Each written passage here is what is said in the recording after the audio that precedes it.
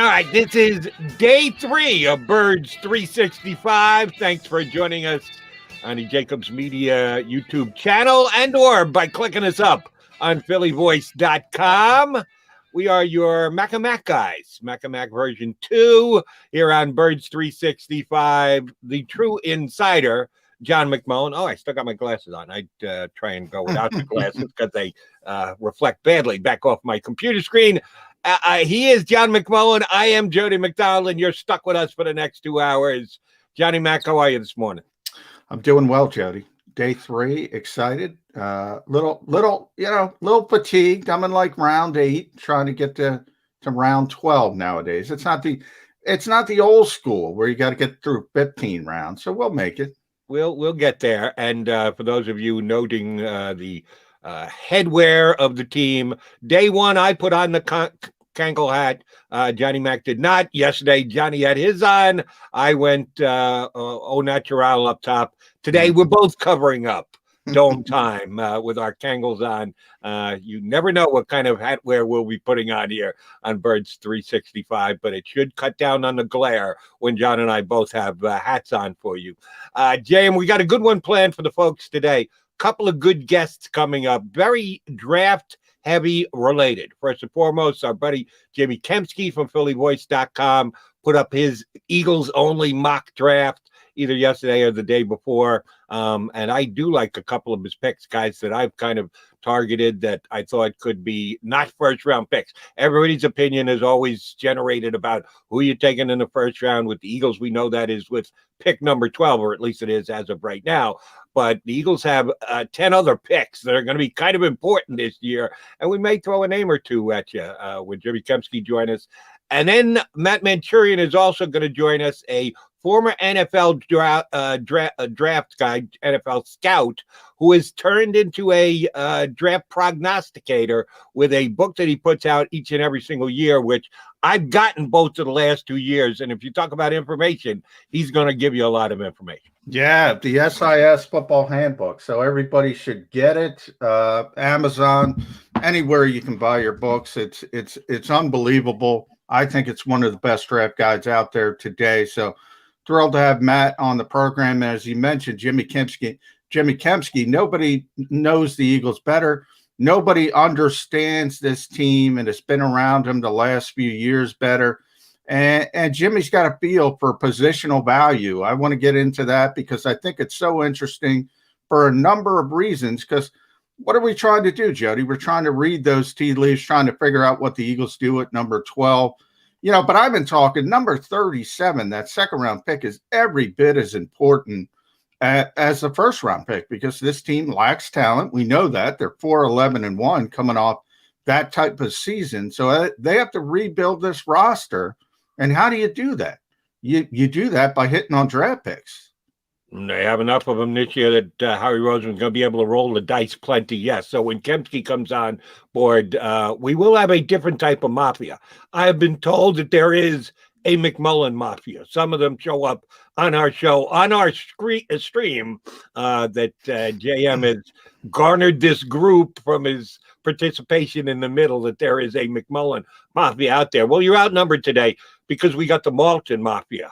Jimmy Kempski, a Marlton, New Jersey guy. Yours truly a Malton guy. So it's the Malton Mafia against the McMullen Mafia. And the former mayor of Marlton, Randy Brown, the kicking guru from the Baltimore Ravens. And by the way, that's not a bad thing to have on your resume because who's the kicker of the Baltimore Ravens? That's the GOAT. That's the greatest kicker of all time. And yes, I said of all time, Justin Tucker. And I'm sure that Randy takes as much credit as possible of the Baltimore kickers' rise to the top of the all-time list in the history of the National Football League. I'm kind of with you. I don't know if he's going to be a Hall of Famer, but he's trending in that direction. If they're putting another kicker in there, they better put him in there. I'll tell you that. Understood. I think they'll probably take that guy from the Patriots first, who kind of lifted them to a couple of Super Bowls. He will be eligible first with the fact that he's no longer kicking. He's got to wait a couple of years, but we will see more kickers in the future. I do agree with you there. All right, draft stuff, position importance, position value. I know that some people think that is the utmost and most important thing about a draft, that you have certain positions that you're going to add value to because they have that much more of an effect on every single football game play. Some positional values are a little bit less. I get it. I understand it, but I do believe it can be overstated and over-evaluated. There's one that stands out more than any, and every team that is doing a mock draft this week is talking about the draft, getting ready 3 weeks from today. The draft will be upon us. We're getting dangerously close to it. Quarterback's quarterback, and we all understand the importance of that position. But every other one, and I know left tackle and ability to get to the quarterback, be it a edge pass rusher from the linebacker position or a defensive end, I get that those have a little added performance, a little added value in each and every single draft. I think it can be woefully overstated. You got to get football players more than anything else. And you do need good football players at all positions, all offensive positions, all defensive positions. Why do you think there is an emphasis on positional value when you're talking about an upcoming draft? Yeah, you're right, Jody. And in a lot of ways, I think executives sometimes overthink it. And I think you should just, we always talk about best player available.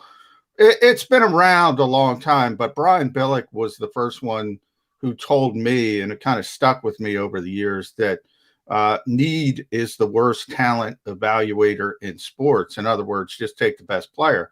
I agree with that, but it's more difficult to do. I thought it was interesting that Joe Banner, the former president of the Eagles, did a piece on the 33rd team where he talked about positional value, how it shifted. Some of it was obvious, in the modern NFL, which is so pass heavy, spread and shred, so to speak.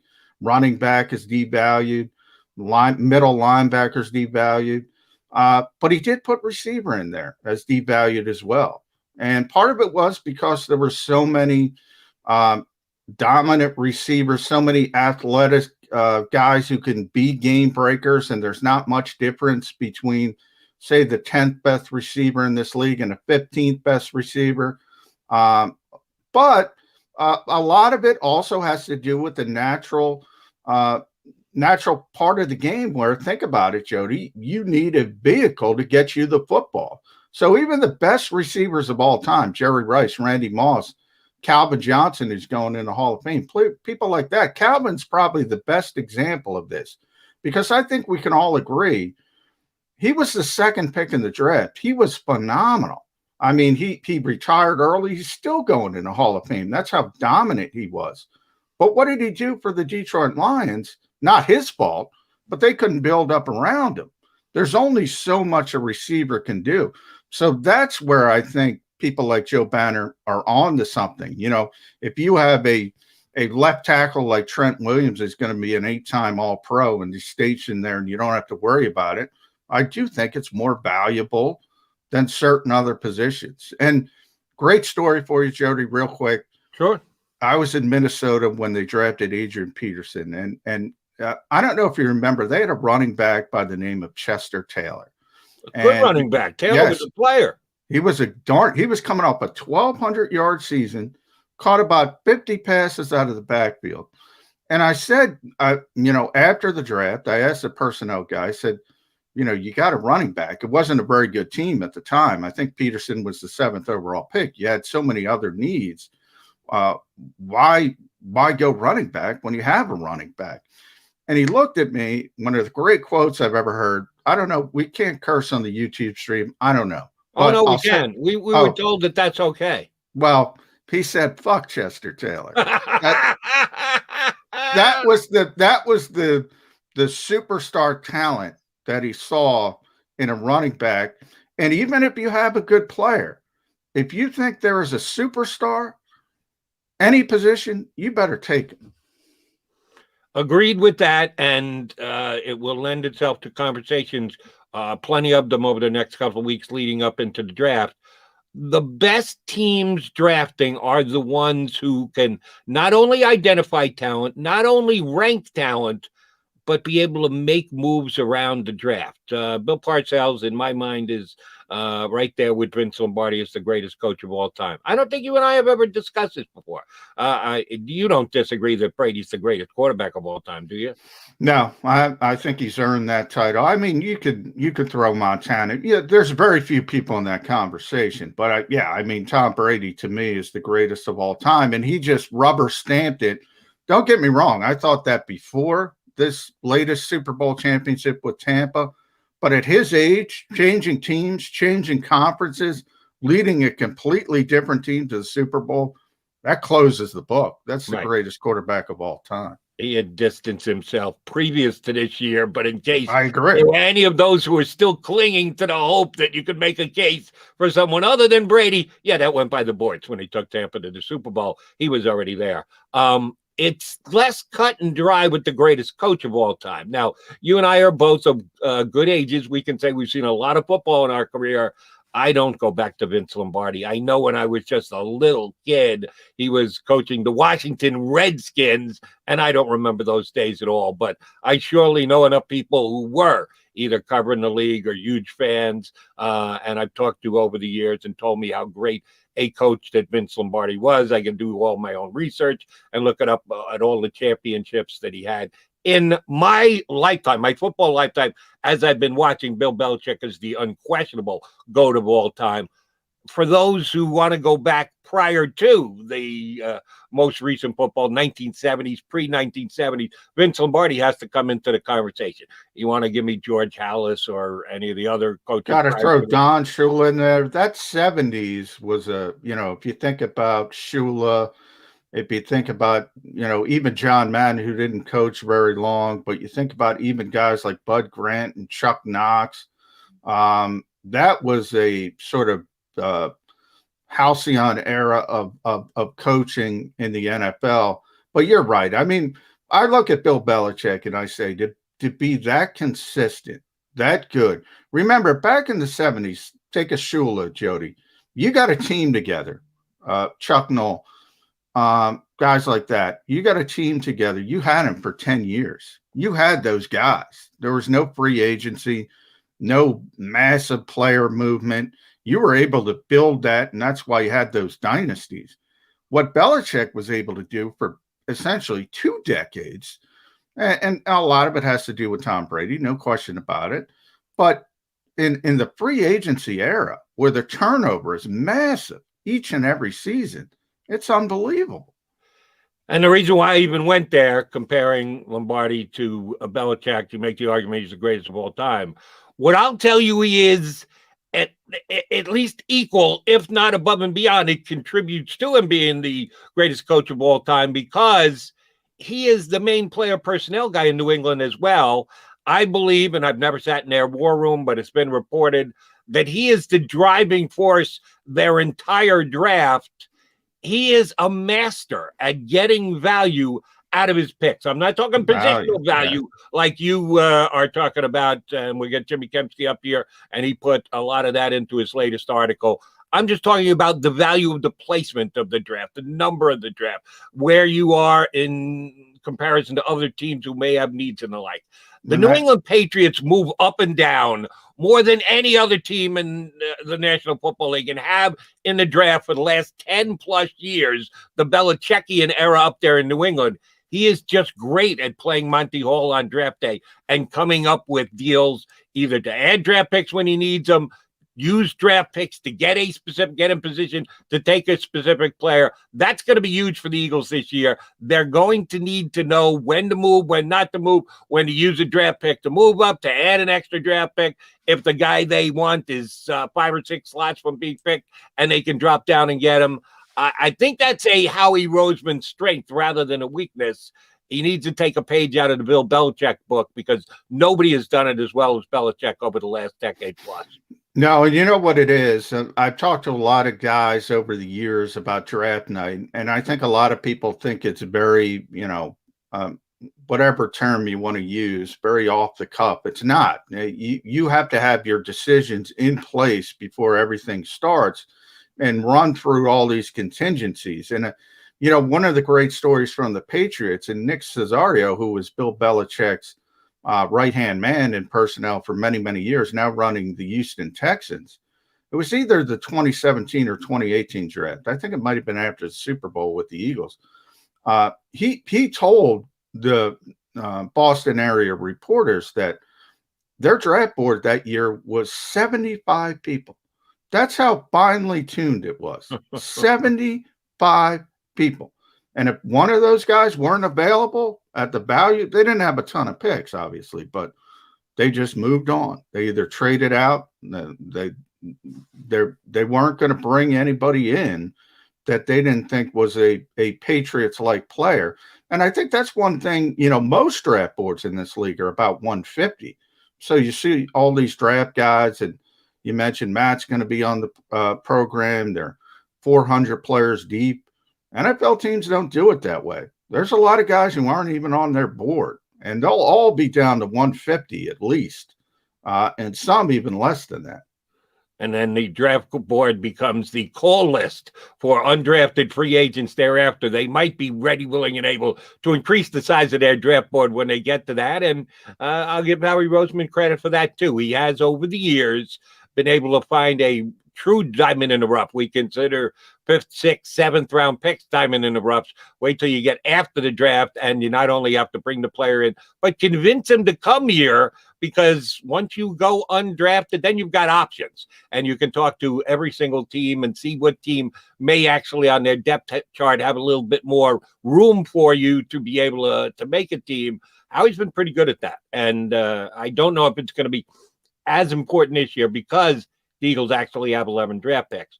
We don't think they'll use all 11. Off the top of your head, how many do you think they're going to use? Do you think it'll be exactly 11, more or less? I think I would go slightly under, but not a lot under, because remember, this team is still suffering from the effects of those back-to-back years with only 5 draft picks. So they started back having a more normal number, but the reason they're in this position today is they haven't been able to repopulate the back end of that roster with young talent. So they need to stock the cupboard, so to speak. They need to take a lot of those picks. Right. And they have some positional needs. You got positional value and positional needs. We know what the Eagles' positional needs are. How heavily are they going to be able to jump in and get those type of guys in this draft? We shall see. We are, as we noted, counting down. Just 3 weeks from tomorrow will be the first day of the NFL draft, and they'll be moving and shaking and speculation. Adam Schefter saying yesterday, let's cover this before we punch Jerry Kempski up. Schefter said he's hearing that the Atlanta Falcons are at least open to conversations about trading out of the number 4 slot. Most people would project that means they're listening to teams that may want to get up to number 4 to get a quarterback. If 3 quarterbacks are coming off the board in the first 3 picks, and we surely believe that with the Jaguars, the Jets, and the San Francisco 49ers moving up to number 3, number 4 would be the next place to get a quarterback, and teams may think they need to be there. Is Atlanta doing the right thing by putting that pick? I don't want to call it up for auction, but you know the point I'm trying to make, making it available. And if so, will that help or hurt the Eagles at number 12 if the Atlanta Falcons move out of 4? Well, I think it would help the Eagles because you want all the quarterbacks taken. So you want all 5 guys to go before number 12, and that gives the Eagles a better opportunity to get the position player they're targeting. So you're right. I mean, quarterbacks are going 1 through 3. So we know that'll be the 3rd time in the Super Bowl era that's happened. First 4 picks, it's never happened. And I think a lot of it depends on San Francisco, because if they take Mac Jones, a lot of people in this league think they're going to take Mac Jones. Somebody's going to go up to get Justin Fields. Somebody is going to go up. And I think the Falcons are looking at what the Miami Dolphins got with their haul and saying, well, we'd like that. And we're going to have Matt Ryan for a couple more seasons anyway. So, why not drop back a few spots? And see, that's where I think it'll have no effect whatsoever on the Eagles. This is just my prediction. And we'll find out on draft day if it turns out to be accurate. They may make the deal before that, but we'll find out actually on draft day. If the Falcons are going to drop out of it, I think they're dropping down to 7 or 8 or 9, not to Carolina because they just got Sam Darnold, but I don't think they're dropping back past number 12 where the Eagles sit. Now, the Eagles could always move up or move back too, but if we're judging it as of right now, I don't think that a team is jumping up from 15 like the Patriots to get that pick. I don't think that Atlanta wants to drop that far back. I think it'll just be someone else in the top 10. So it's going to be the same number of quarterbacks that come off the board before the Eagles pick. It will change the overall number. It could be the first 4. Shoot, I still think there's a chance that 5 quarterbacks could go in the first 5 picks. But someone is going to take a quarterback at 4, Atlanta or whoever they trade with. If they trade, I think it's going to be someone who's inside the Eagles, inside the top 12 to begin with anyway. Yeah, that's a good point. And you're most likely, because they're not going to fall, they're not going to want to fall too far back anyway. So the key is the number of quarterbacks. It doesn't matter who takes them. Right. The key is those 5 guys going in the first 11 picks. And I think if that happens, that helps the Eagles. I do believe that will be the case. I think all 5 quarterbacks will be off the board. I think it could be the first 5 picks. It'll certainly be the first 11 picks, which is going to be before the Eagles selection. Let's talk about Eagles selections with our first guest. We're going to our first timeout in here. When we return, Jimmy Kempski from PhillyVoice.com will hop aboard. We'll mock up some Eagles selections for the upcoming draft. We are the Mac and Mac guys here on Birds 365. If you missed any of today's show on the JAKIB Media channel, listen to the podcast on your way home. Available on YouTube, Apple, and Spotify. Welcome to the Wildwoods, the perfect place where you can safely do everything or nothing at all.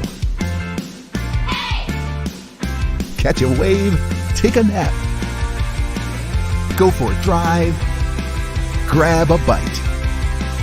It's your vacation, and we're doing everything we can to make it a safe one. The Wildwoods. Your vacation, your way. The middle.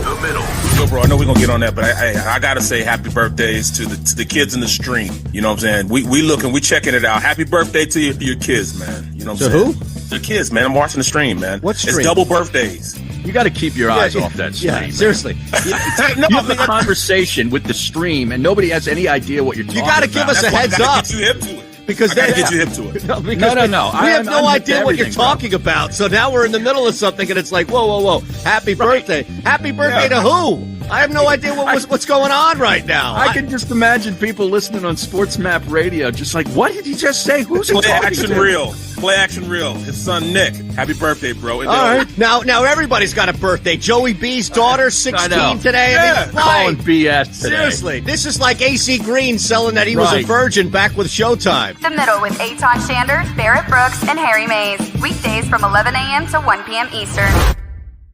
The International Brotherhood of Electrical Workers, Local Union 98, is a proud sponsor of The Labor Show with J. Doc and Krause every Saturday night from 6 to 8 p.m. IBEW Local 98's highly trained and superbly skilled electricians are the best in the business, setting the highest safety standards in the electrical industry. So when you're planning your next industrial, commercial, or residential project, choose an IBEW Local 98 union contractor. Learn more at IBEW98.org. The future waits for no one, so we refuse to wait for it. We're not just pilots and engineers, we are pioneers. Today, battles are waged in nanoseconds, and planes are piloted from the other side of the world. We turn night into day and fly missions in space. The future's not coming, it's already here. This is the future. Join us and be the future. D-A-T-L-E-S-E-O! Jody Mack, the legendary sports talker, joins forces with NFL insider John McMullen. Start your morning with Johnny Mack and Jody Mack across the JAKIB Media Network.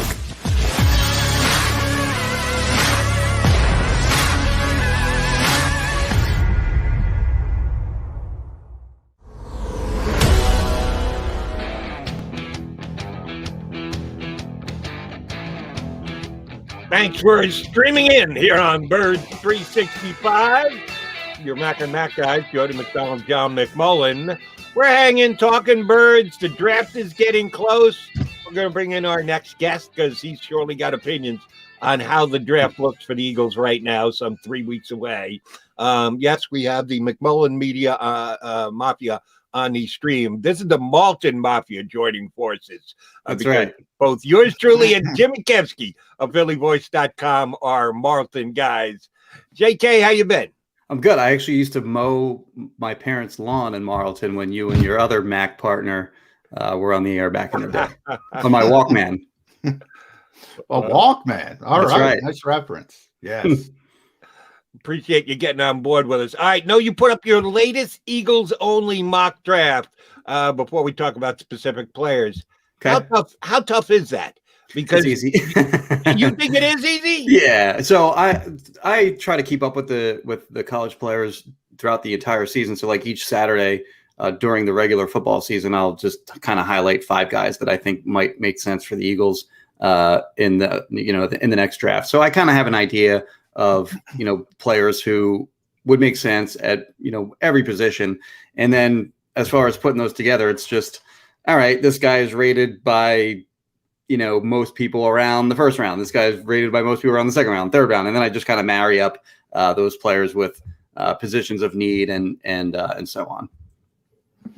Now, Jimmy, though, when you went with Jalen Waddle, so tell people that with the 12th overall pick in the first round.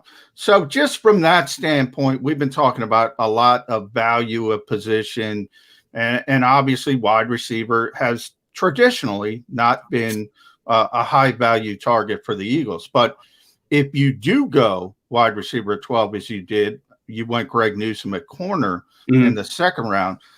How do you juggle that? Is that, if you go corner JC Horn, then you're probably going to go the wide receiver in the second round. Is that fair? Yeah. So I don't even think Waddle's is even going to be there. Yeah. So like, I won't repeat guys. This was my mock draft 4.0. Yeah. I think it's more likely that Devontae Smith will be there of the top 3 wide receivers that are available. But your point is a good one in that you got to kind of look at like, okay, what's the combination that's going to give you the 2 best players?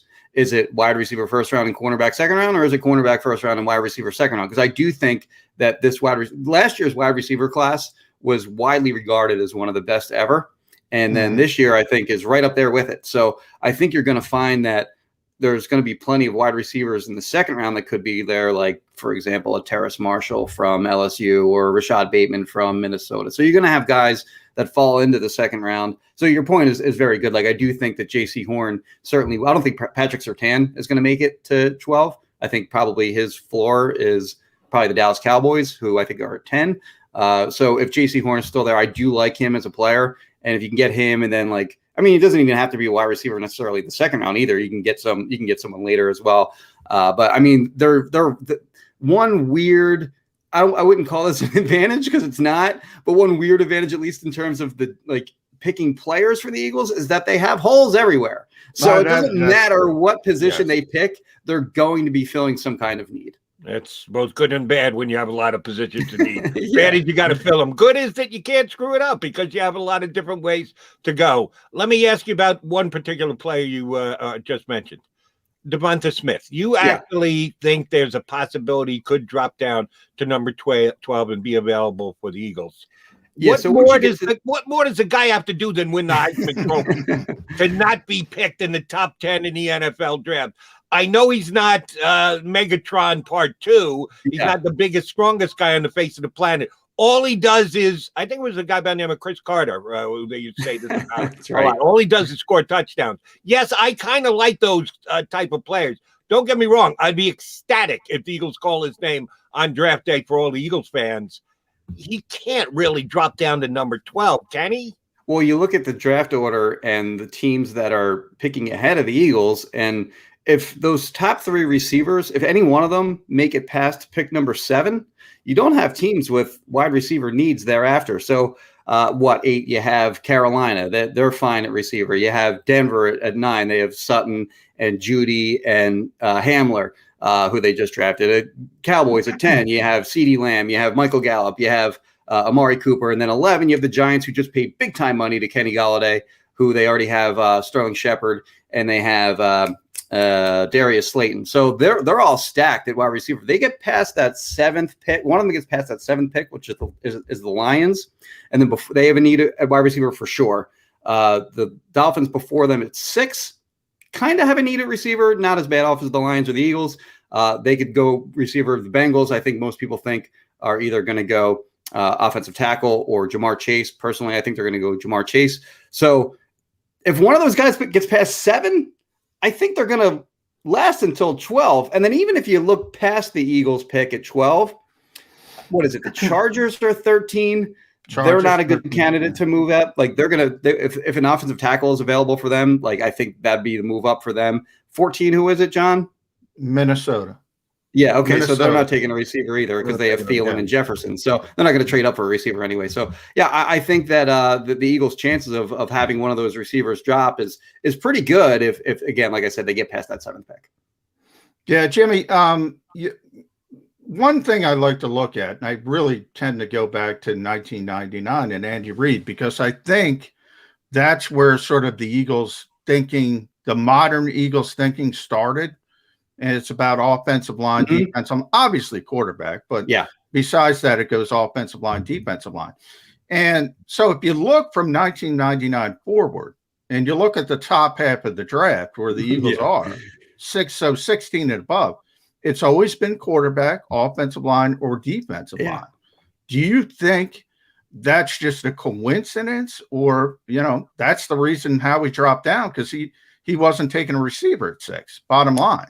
I think that how he's thinking on that was probably a little more simple in that my personal view of this draft is that if you're not going to take a quarterback, or you didn't think the quarterback that you wanted was going to make it to you at 6, moving back from 6 to 12, I don't think the talent level between the player that you're going to get at 6 is so much different than the player you can get at 12 that you'd pass up a first-round pick in 2022. So I think they made the right value move in moving back. Your point about offensive and defensive line is, is certainly a great one. I mean, they clearly value the trenches. And I think the under-discussed position in terms of where the Eagles could go at 12 is defensive end. You have Kwity Paye there from Michigan, I think is probably the top guy that they would consider at that spot.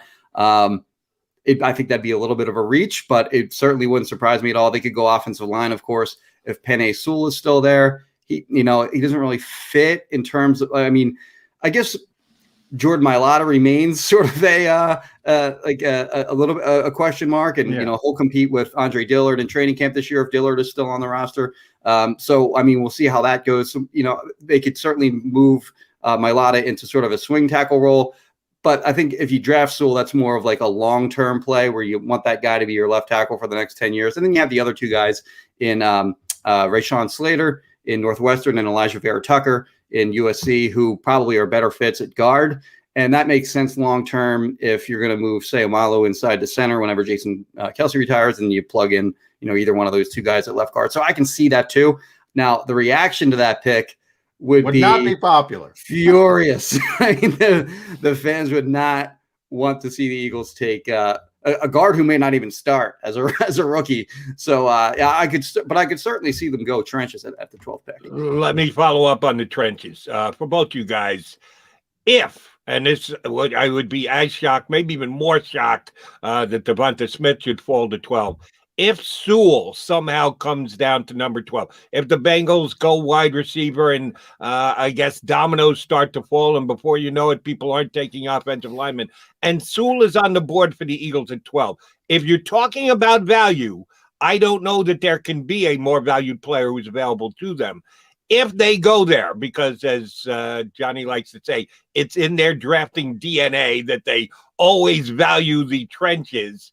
If Sewell is there and they take him, have they had conversations about what Andre Dillard would be his value would be on the open market? He was a first-round pick, a player they moved up in the first round to take him. We're only a couple of years and an injury removed from that. How much of a discount do you think the Eagles are going to have to take if they say there's no use having 3 left tackles on this roster, putting Mailata in that mix?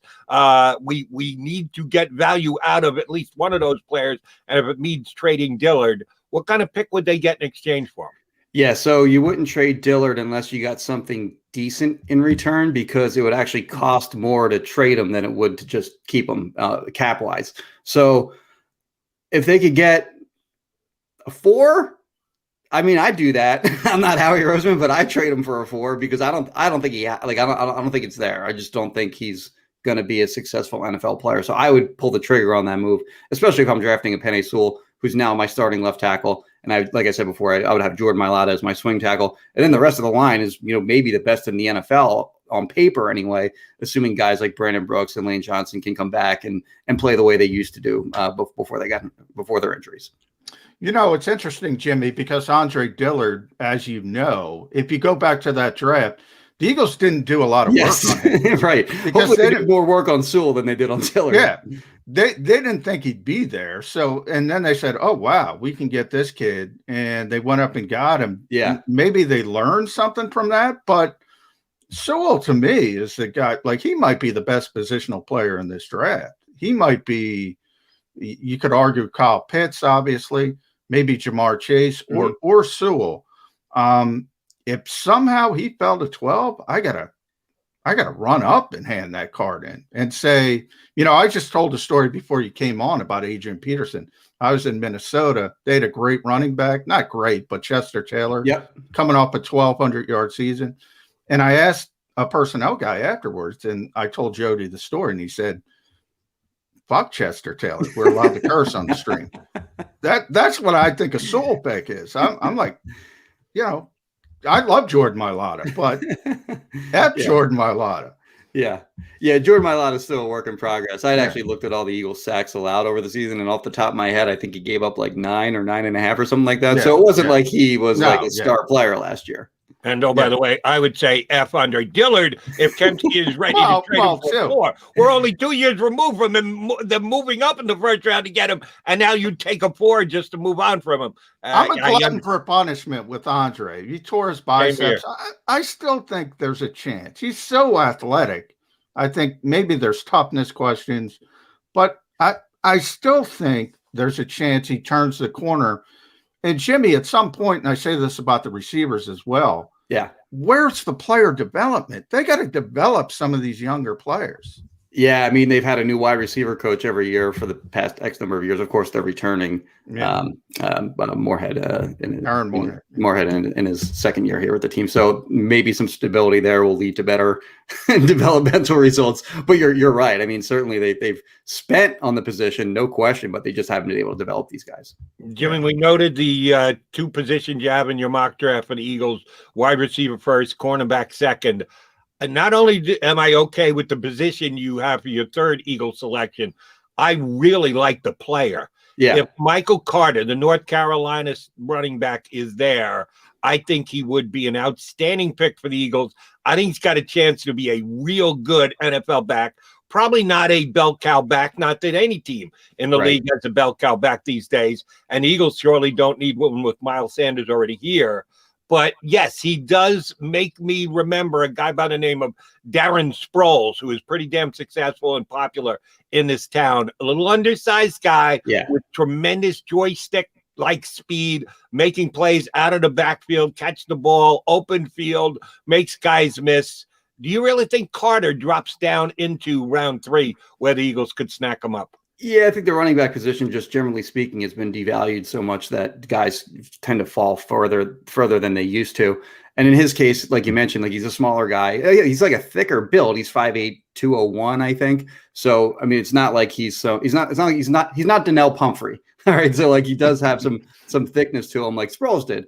And I kind of view him as sort of like a juiced up Boston Scott. Like I think he's way more talented than a Boston Scott, but gives you sort of the same kind of style of play in that he can zip through holes, but he's going to break more tackles than a guy like Boston Scott would. And I think most importantly to the Eagles, and what I think we perceive that Nick Sirianni's scheme is going to be in Philadelphia is that they're going to use the running backs heavily in the passing game. And I think he gives you that element as a receiver out of the backfield as well. Well, Jimmy, my favorite pick, since Jody went that way, I got to go down to the 7th round. I love the punter. Yes. Presley. And by the way, you talk about popular. If he was here, he would be so for sure. Yeah, for sure. Just a massive king-size punter. The guy is huge. He can throw the football. Yes. He's like Johnny Hecker. I think he would be such a popular pick. And obviously Cam Johnson is now in Houston. Yep. The Eagles have Aaron Cephos, but nobody knows anything about him. Exactly. I love that pick. And I wrote about him at Georgia Pro Day. Yeah. So he was the top punter in college football. And you know, people don't think about taking specialists, but in the 7th round, when you have extra picks, they have 11 picks. Yeah, why not? I love it. Yeah, he's like 6 foot, 255. So he's like he's a chunker kind of. But well, yeah, so he can. Am I. That's why I probably love it. I think what do you have, a 48-yard punt average? Yeah, it's unbelievable. And it's not like he's just a guy that you know, can just blast it away. I mean, that's not what punting is even about in the NFL anymore. It's direction, it's direction, it's hang time, and it's being able to pin teams inside. I don't even know why this stat inside the 20 exists. For me, it's like inside the 10 is what matters for punters. So, but yeah, he's I think actually I don't think he's going to be there in the 7th round either. But I just kind of put him in there for fun. Like, just give me a punter competition to cover in training camp. I don't care if you draft a guy, you sign a guy as an undrafted free agent. Let me hang time in training camp this year. There will be a punter competition, I guarantee it. We'll see if they use a pick on it. One last thing for you, Jimmy. No, you went the quarterback route in the later rounds as well. You went Jamie Newman from Georgia, who I think in the 6th round is actually a pretty good pick and pretty good value. How cognizant are the Eagles of picking a quarterback, if they pick a quarterback, at just the right time? Where is the acceptable round? When can they do it? Because all anybody has talked about was, how dare the Eagles take a quarterback in the 2nd round after they gave Carson Wentz $100 million and the repercussions thereafter. Is that weighing on their mind at all? It's got to be. We can take a quarterback, but not too early. God forbid we take one too early and put pressure on Jalen Hurts. Where is that dividing line where it's acceptable to draft a quarterback without upsetting your current starting quarterback? Day three. So pick rounds 4 through 7. So if like I think a couple guys that make sense, like as you mentioned already. Oh man, I forget his name already. Jamie Newman. Jamie Newman. Yeah. And the other guy that I think might make sense if he's there in round 4 is Kellen Mond from Texas A&M. So they'd be the two guys that I think that you know the Eagles could sort of take a flyer on, because they do need a 3rd quarterback anyway. I mean that quarterback would be inactive on game day. They swung and missed a couple years ago on Clayton Thorson, but they always do want to draft these quarterbacks at least on day 3. I mean, last year they kind of overcompensated a little bit, but I do actually think that they will take one in this draft in the 3rd day of the draft. You know, you bring up that overcompensation. Do you think they're different personalities, Carson Wentz and Jalen Hurts? Mm-hmm. I get the feeling, obviously we didn't get to be there as much last year, Jimmy, but I got the feeling he's not going to be a shrinking violet if they brought even if they drafted Justin Fields. I think he would have took it well and competed. Do you think the Eagles went a little bit too far in saying, whoa, we can't upset the apple cart? I don't think they tried to not upset him, because there was the report that Ian Rappaport put up, and he subsequently deleted when he said that they were trying to get Zach Wilson, but they just couldn't get up far enough to get him. And then my guess is that Joe Douglas probably fired off a angry text to Ian Rappaport and said, "Yo, dude, we're trying to trade. We're still trying to trade Sam Darnold here. Why are you blowing up our spot?" So I do think that they were absolutely considering a quarterback, either at 12 or moving up or whatever. And then when they didn't think they could get the guy that they want, or excuse me, at 6, they didn't think that they'd get the guy that they wanted, they moved out. So I don't think they're worried necessarily about upsetting Jalen Hurts or whoever's in place. But I mean, I think I agree with you in that Jalen Hurts is he's got some winner energy to him, in that he doesn't care what you're going to do. He's going to go out and compete and try to prove that it's his job. Jimmy, one last one from me, and this is kind of for both of you guys, but Jimmy, you first, because you're both Eagles beat reporters. Yesterday, the Eagles released video of Coach Nick Sirianni talking about plays that they ran when he was the offensive coordinator in Indianapolis, and giving you background and insight and the like. And yeah, you got a personality feel for Nick Sirianni from this. Do I care how their plays worked in Indianapolis? No, that's water under the bridge. I really don't care. So you're more looking at the coach and his grasp of scheme, right. his personality and the like. It was, of course, released by the Eagles. Does that bother you guys when stuff like that comes out? Because you know it's controlled. You take it for what it's worth, and you put it through whatever filter you need to. Because if he messes it up, let's re-rack that before we send it out again. How do you guys respond when you see something like that, knowing full well you've only had limited amount of time and opportunities to get to know Nick Sirianni and be able to ask him questions? Yeah, I mean, certainly I'd love to have that kind of segment with him too. Like my friend actually, I didn't see the whole thing. I only saw like the first like 4 or 5 minutes. That's something I have to catch up on a little bit later. But like you said, you do get to kind of see his personality, and you got to see him, sort of more in his element than he was when he met with the media, when he's standing in front of a podium in front of nothing essentially, and didn't come off as, Frederick Douglass on the public speaking front. So like we got to see the side of him that's sort of more in his element. And my friend Fran Duffy did that segment with him that you're talking about with the X's and O's, and I thought Fran did a really good job with that. I mean, yeah, certainly I'd like to have more time to talk about those kinds of things with the head coach, but yeah, I didn't have a problem with them running that segment, and I did think that it was a window sort of into what he is more in his element.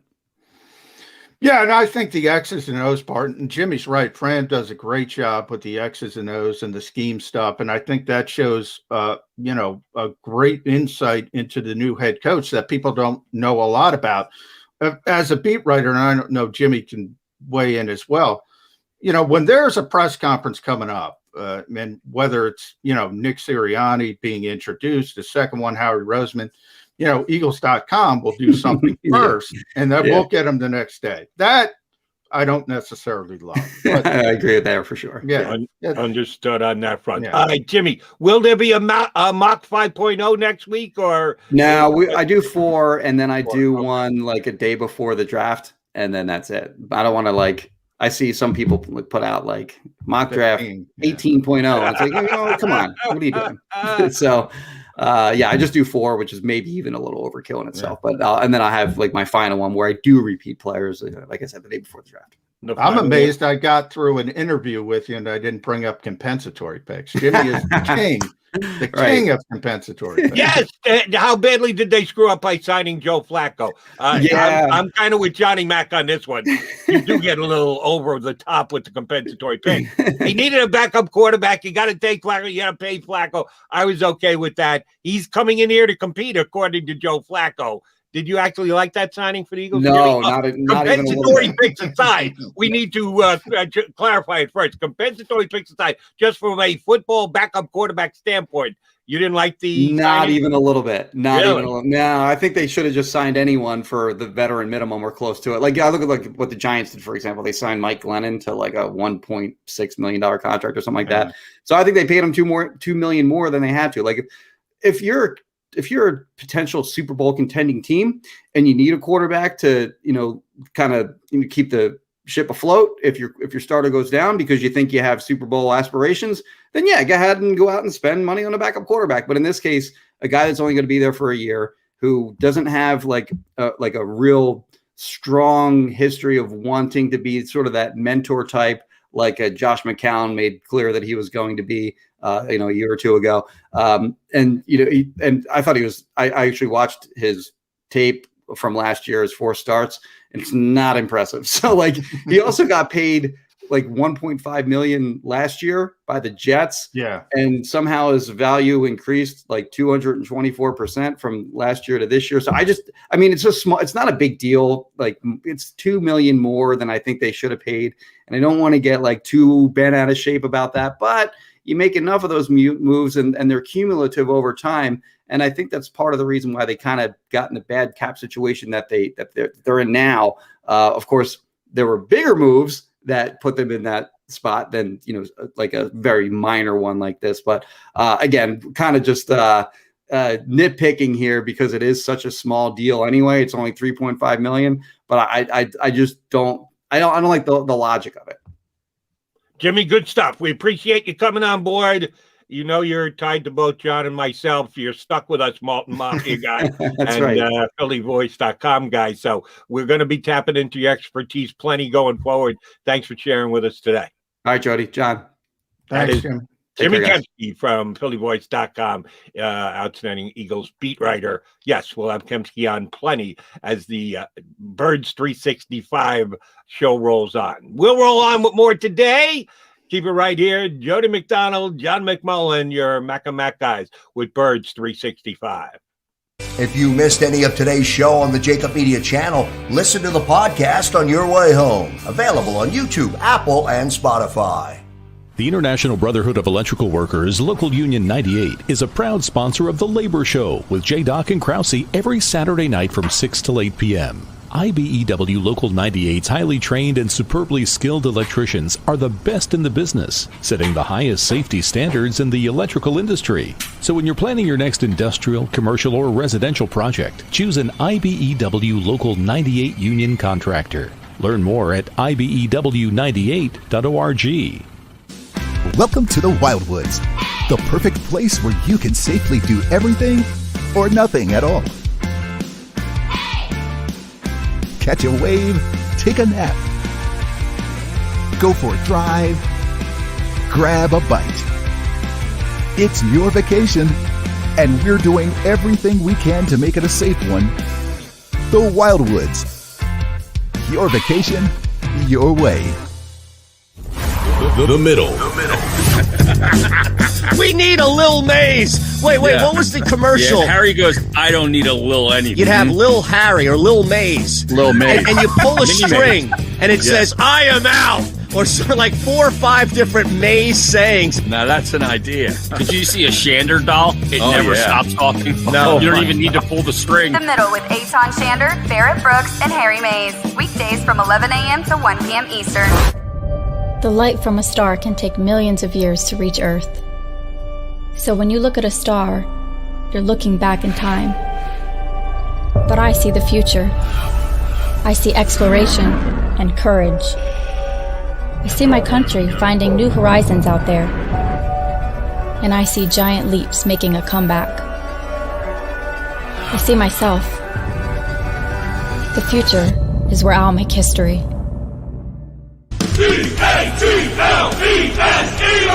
Jody Mack, the legendary sports talker, joins forces with NFL insider John McMullen. Start your morning with Johnny Mack and Jody Mack across the JAKIB Media Network.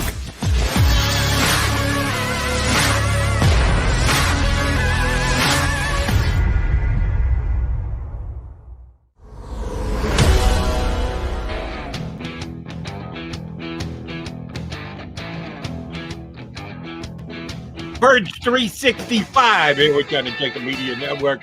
PhillyVoice.com. Your Mac and Mac guys, John McMullen, Jody McDonald, hanging with you.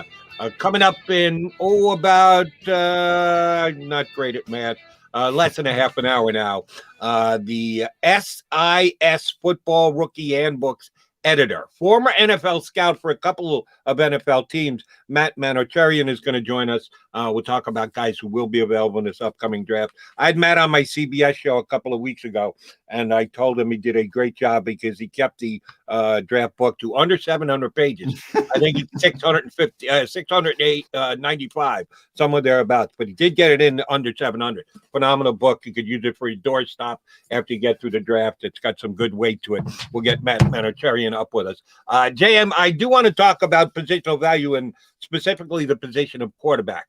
I don't think you and I have discussed. I probably discussed it with you on the air on WIP, but we haven't done so yet here on Birds 365. The signing of the backup quarterback by the Philadelphia Eagles, Joe Flacco. I had the same reaction that Kempski had when I first heard about it. Wait a minute, how much money are they paying Joe Flacco to be the backup quarterback here? It seemed to be rather high because I knew what he made with the Jets last year, and he'd gotten more than double his money, almost triple his money with the Eagles this upcoming season. But there was a reason that he was paid less when he went with the Jets last year.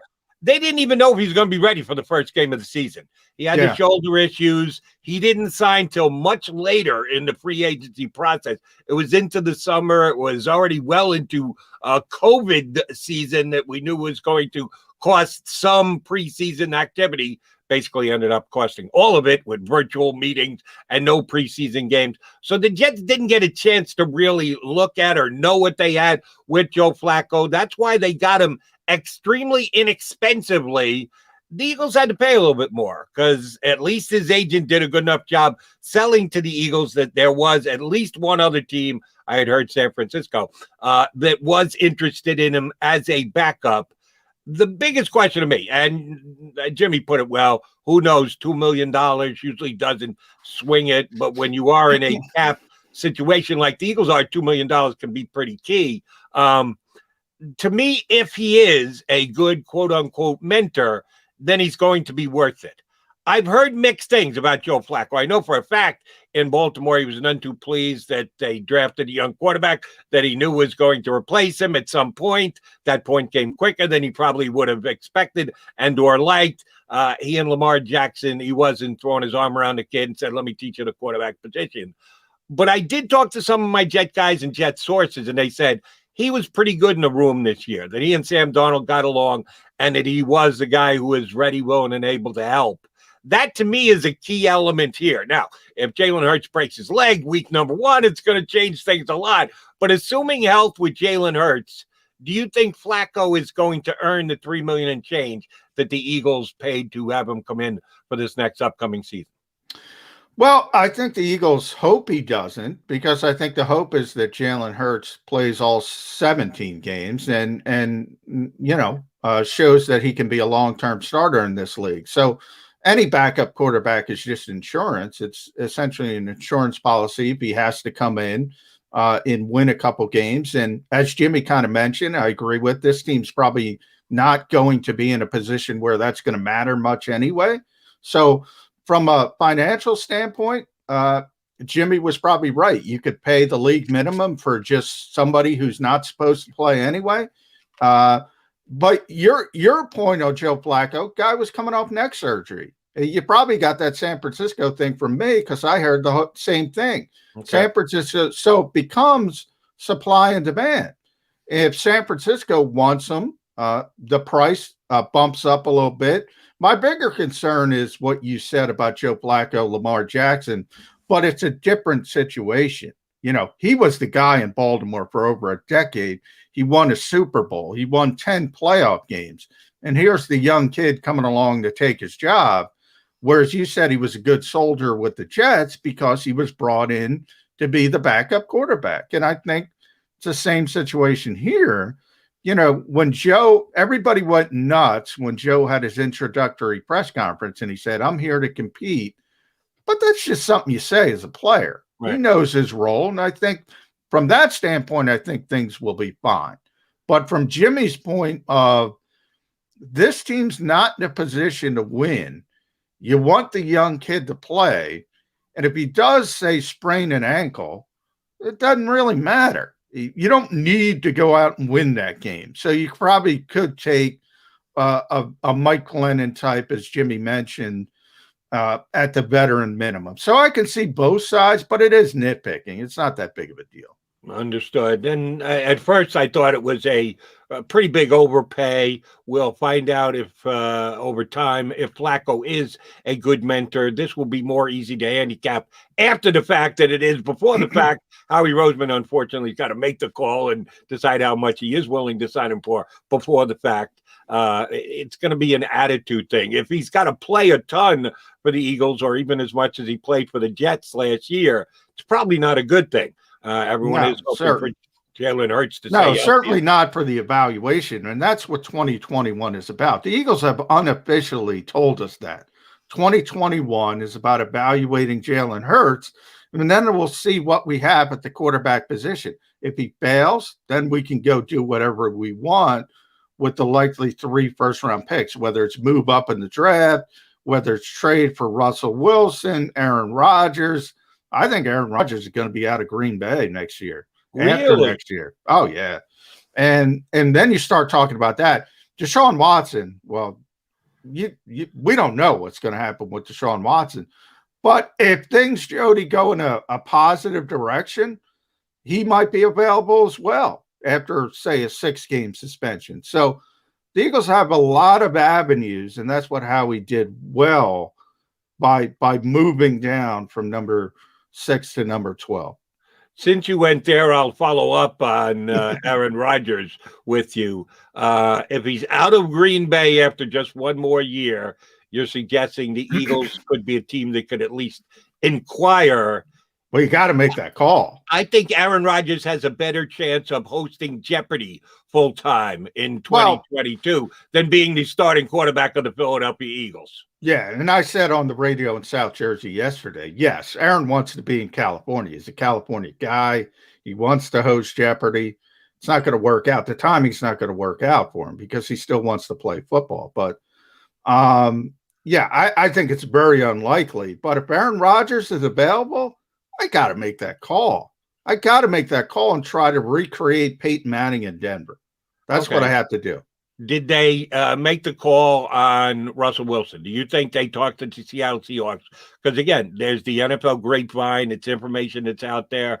Certainly, Russell kick-started it by saying he was tired of getting hit as much as he did up in Seattle this year. Do you think there was a conversation between the powers that be, Seahawks and Eagles, this offseason about the quarterback position? Yeah, I mean, Howie's famous for calling about everybody. So, but he also knows that the Seahawks can't move on from Russell Wilson from a financial standpoint until next season. So, I mean, he's keeping that. Russell Wilson, I always say, Jody, is the white whale for this team. They wanted to draft him in 2012. They're very, very upfront about it. Andy Reid has been upfront about it. And all of a sudden, they were at 76, I believe. Seattle jumped up to 75 to get Russell Wilson, and the Eagles immediately fell back. Ultimately got Nick Foles, I think at 88. That was that same draft. And interestingly, trivia, Brandon Brooks was the 76th selection. Houston had traded with the Eagles as they moved down, and obviously he ended up here and having a very successful career. But the Eagles never stopped talking about, we wanted Russell Wilson. Now, I say if you wanted him that bad, you could have took him in the second round or even the first round. It would have worked out. But nonetheless, they've always loved him. And they got to make the call. And Howie's famous for that. Same as anybody who is available. But while I say that, the best case scenario for this team is Jalen Hurts succeeding, because you have a young quarterback on his rookie deal, and that will help you solve the salary cap woes, help you build the depth at the end of the roster. So that is the best case scenario. But if it doesn't work, every avenue is open. Russell Wilson was a guy who's talked about in league circles this offseason. He's not going anywhere. Desean Watson, I absolutely believe teams inquired about him. The Texans have been pretty staunch in there. Well, that's nice. Anybody can ask, but he's not really for sale. We're sticking with Desean Watson, and this was before all the off-field stuff came out that Desean was getting in trouble for all the incidents he had during this offseason with masseuses around the greater Houston area, which tempered all the conversation about him potentially being available. Would teams even want to do that? Eagles were certainly mentioned in league-wide circles as a team that would at least inquire. How far do you think those inquiries went? And was it less likely the Eagles were going to do so because, as per the Jeffrey Lurie edict, we're going to do what it takes to help Jalen Hurts not have someone come in and compete with or replace Jalen Hurts? Or do you think it was the fact that Jalen Hurts is virtually untradeable now until we find out exactly what he did or didn't do off the field? Yeah, I mean, Desean is untradeable right now. But yeah, if you go back to, I mean, the Eagles before the trade, they didn't have the ammunition to go get Desean Watson. Now perhaps they do, but now you're in the legal allegation period, shall we say, and they can't make a trade.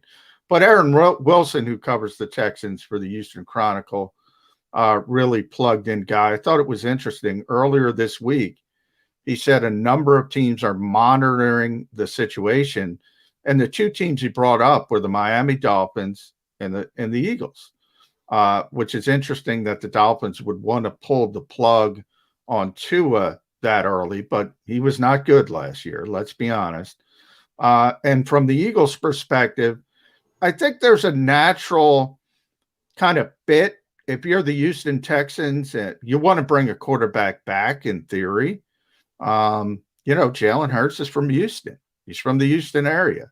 I think if they like him as a player, there's a lot of ifs here, Jody. If they like him as a player, maybe they'd be willing to go down that road. You're also going to have to give up, before the allegations, probably 3 first-round picks. Now, we don't know what the worth is. And then the curveball to this is, do the Eagles really have the political capital to maybe take advantage of this situation and say get a little bit of a discount for Desean Watson? I don't think they do. I don't think anybody does. I don't think anybody would be willing to do that. I think he's off limits until all of this is cleared up. And by the way, that's for the Houston Texans as well. I don't think he's going to play for the Houston Texans unless this gets cleared up. But as you stated, there is a potential discount on the table that any team who were to make the trade now before all this is cleared up should, in theory, have to pay less for Desean Watson. Yeah, no question. You could absolutely be acquiring a player who's going to get suspended by the National Football League. Who knows how long that suspension is? It could be a game. It could be 4. It could be 8. It could be an entire season. I don't think Roger Goodell would go more than a season, but could he be taken out for a season? Yes. Well, if he's in jail, he's going to be suspended for the season. But as of yet, and again, this is an ever-changing story. As we sit here today, there have been no charges pressed. It's all just legal allegations. I would have to believe that Houston would at least have some idea as to whether he broke the law or not by this point. So jail time, I don't think, is part of the equation. That's just my guess. If he ends up going to jail, get on the stream, give me a hard time going, Jody, you gave Desean Watson a free pass. No, yes, I'm giving him a pass from jail. One allegation, the Houston Police Department is investigating now. So that's a concern. Anytime there's an open investigation, you got to be really comfortable it's going to be closed because that takes it to another level. The civil allegations, you're right. I mean, if you look at the history, the precedent that Roger Goodell has set, it's basically 6 games for Ezekiel Elliott. So if you have the that I'll use our buddy Mick Foley, his term, testicular fortitude. If you have that and say, I'll take the 6-game hit, and I'll take the superstar player, but you also got to deal with all that. There's going to be a lot of people upset, no matter what happens with Desean Watson moving forward. His reputation is taking a big hit. Understood. Big hit. I don't think you had joined the Philadelphia ranks yet. Maybe you had. Were you here when Michael Vick signed in Philadelphia? I was here, but I was at the Sports Network. I was the NFL editor, so I was more national. Gotcha. I didn't cover the Eagles on a day-to-day basis. Understood. The Eagles were able to work through the pushback against Michael Vick becoming a Philadelphia Eagle. I know, for one, because I'm a dog person, I was not happy that Michael Vick signed here in Philadelphia. I fought for Michael Vick's rights to get a second chance. He did his crime. He did his time. And if he had teams that he could talk into giving him another shot on the National Football League field, I certainly was for that. I think we are a forgiving country and people should get second chances. My stance was it just doesn't have to be my team. It doesn't have to be the team that I'm covering day in and day out. If he gets a job, has success, goes somewhere else, go ahead, Michael. I just don't want to have to see it and or talk about it on a day in, day out basis. The Eagles didn't care. And as a fan base, they certainly let Michael Vick in as a guy they could root for. He did his penance, and he was a man of his word, and gave to dog-initiated charities after he got out of jail. So the Eagles have already had that experience, certainly the Jeff Lurie Eagles, and Harry Roseman was part of the team at the same time. They've done it before. Is this different? Michael Vick's issues were, of course, with the dog fighting. This is sexual behavior with another human being. How do you think Eagle fans would handle Desean Watson coming in here with all this hanging over his head? Yeah, I'm with you. I mean, I'm a dog person. People listening to Birds 365 will at some point hear my dog chiming in, giving her opinion. So I did not like the Michael Vick signing, but I agreed with you as well. I mean, you either believe in second chances or you don't. Jerry Jones is the one who said that. I mean, the Dallas Cowboys history of giving people second, third, fourth, fifth, and Randy Gregory cases were up to 18, I think. Alden Smith last year. So Jeffrey Lurie's been the same way. You don't even have to go back to Michael Vick. You can go back to Deshaun Jackson last season with the anti-Semitic issues, and a lot of people wanted him run out on the rail. The difference is, Jody, even in that time from Michael Vick to today, you know the political environment. You know what it is. It is much more difficult. Today, you have so many people, and generally it tends to be a small minority of the fan base that are going to be activists, and they're going to make a lot of noise. And the question is, do you want that noise as a business? Most people would say no. In the past, Jeffrey Lurie has taken the hits on that kind of stuff. Understood, but we are talking about a superstar quarterback in his prime, and that helps. And if it's the 53rd guy on the roster, no shot. But if you're one of the best quarterbacks in football, yes. The more talent you have, the longer the rope is. We know that. We started the show today talking about positional value, and we are doing so in reference to the draft. Oh, it's every single day in the National Football League, and quarterback is number one. Always has been, always will be. And when you're talking about the creme de la creme, and yes, Deshaun Watson falls into that category, well, then yes, of course, that's going to shade the view of both the organization, and I think it does the fan base as well. Fans, as you say, a percentage of them will always take a stance on social issues more than they will football.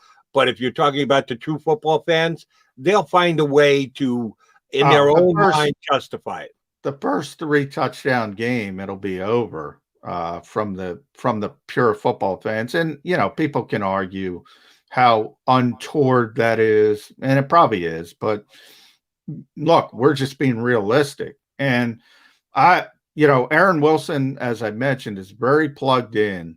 So the fact that he mentioned the Eagles, that means something to me.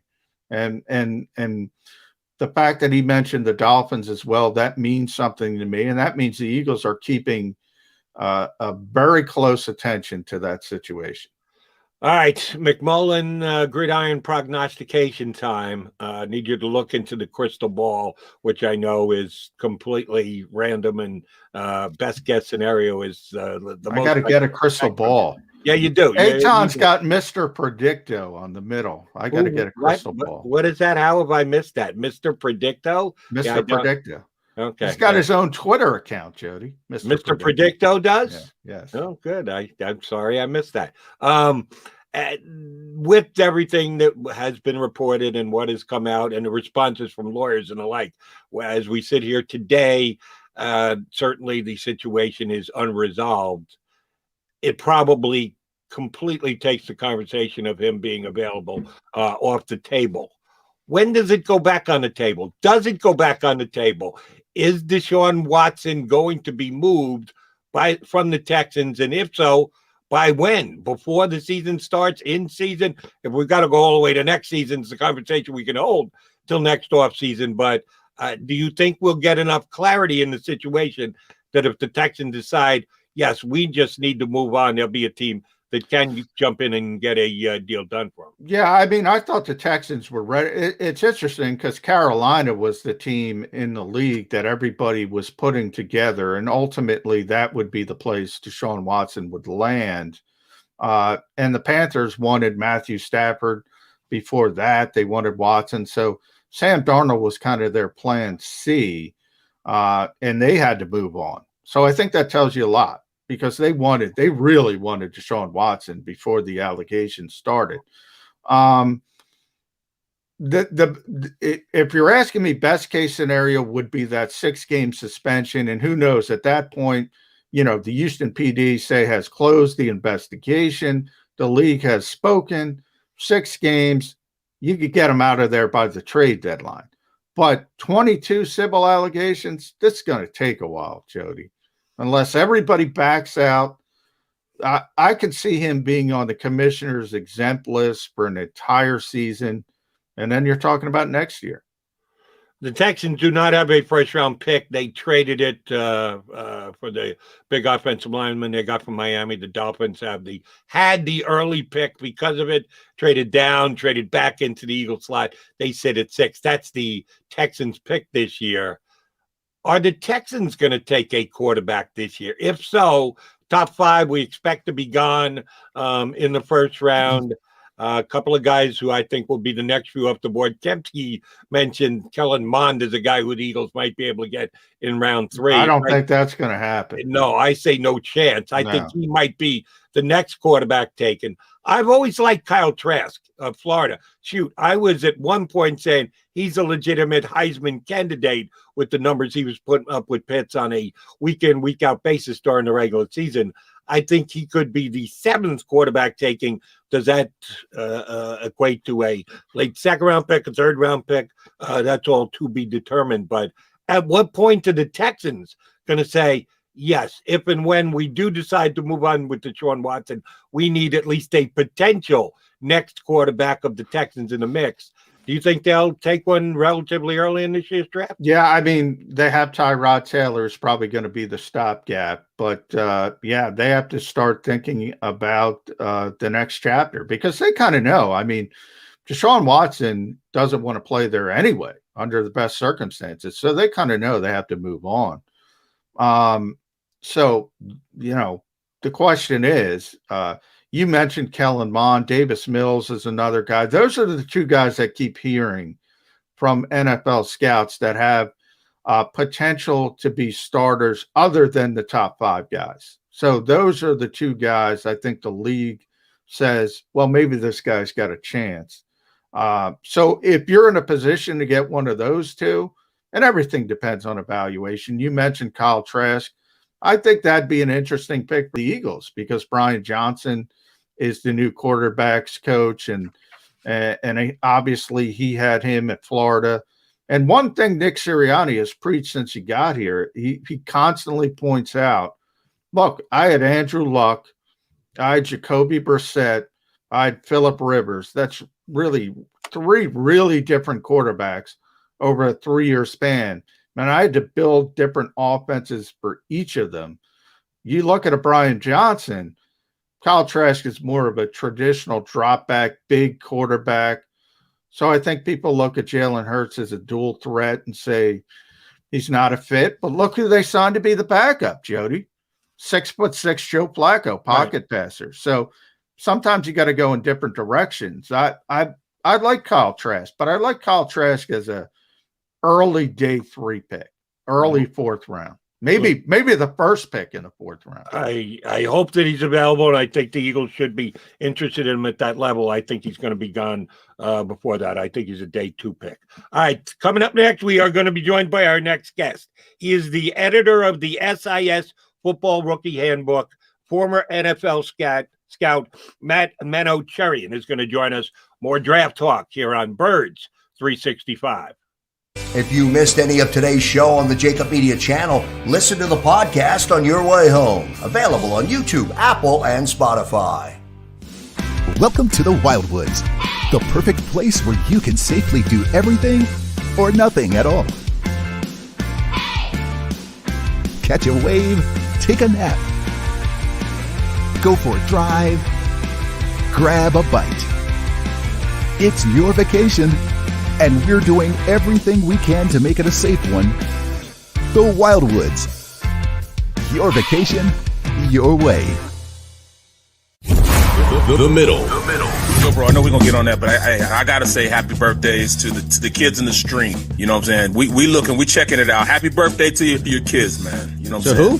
The kids, man. I'm watching the stream, man. What stream? It's double birthdays. You got to keep your eyes off that stream. Yeah, seriously. You have a conversation with the stream, and nobody has any idea what you're talking about. You got to give us a heads up. Get you hip to it. Because I gotta get you hip to it. No. No. We have no idea what you're talking about. So now we're in the middle of something, and it's like, whoa. Happy birthday. Happy birthday to who? I have no idea what's going on right now. I can just imagine people listening on Sports Map Radio just like, what did he just say? Who's he Play talking action to? real. Play action real. His son Nick. Happy birthday, bro. All right. Now everybody's got a birthday. Joey B's daughter, 16 today. Yeah. Calling BS today. Seriously, this is like AC Green selling that he was a virgin back with Showtime. The Middle with Eitan Shander, Barrett Brooks, and Harry Mays. Weekdays from 11 a.m. to 1 p.m. Eastern.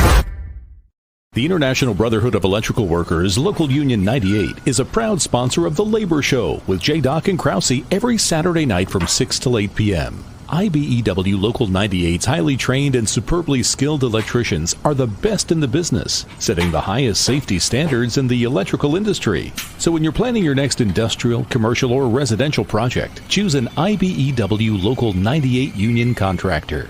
Learn more at ibew98.org. The future waits for no one, so we refuse to wait for it. We're not just pilots and engineers, we are pioneers. Today, battles are waged in nanoseconds, and planes are piloted from the other side of the world.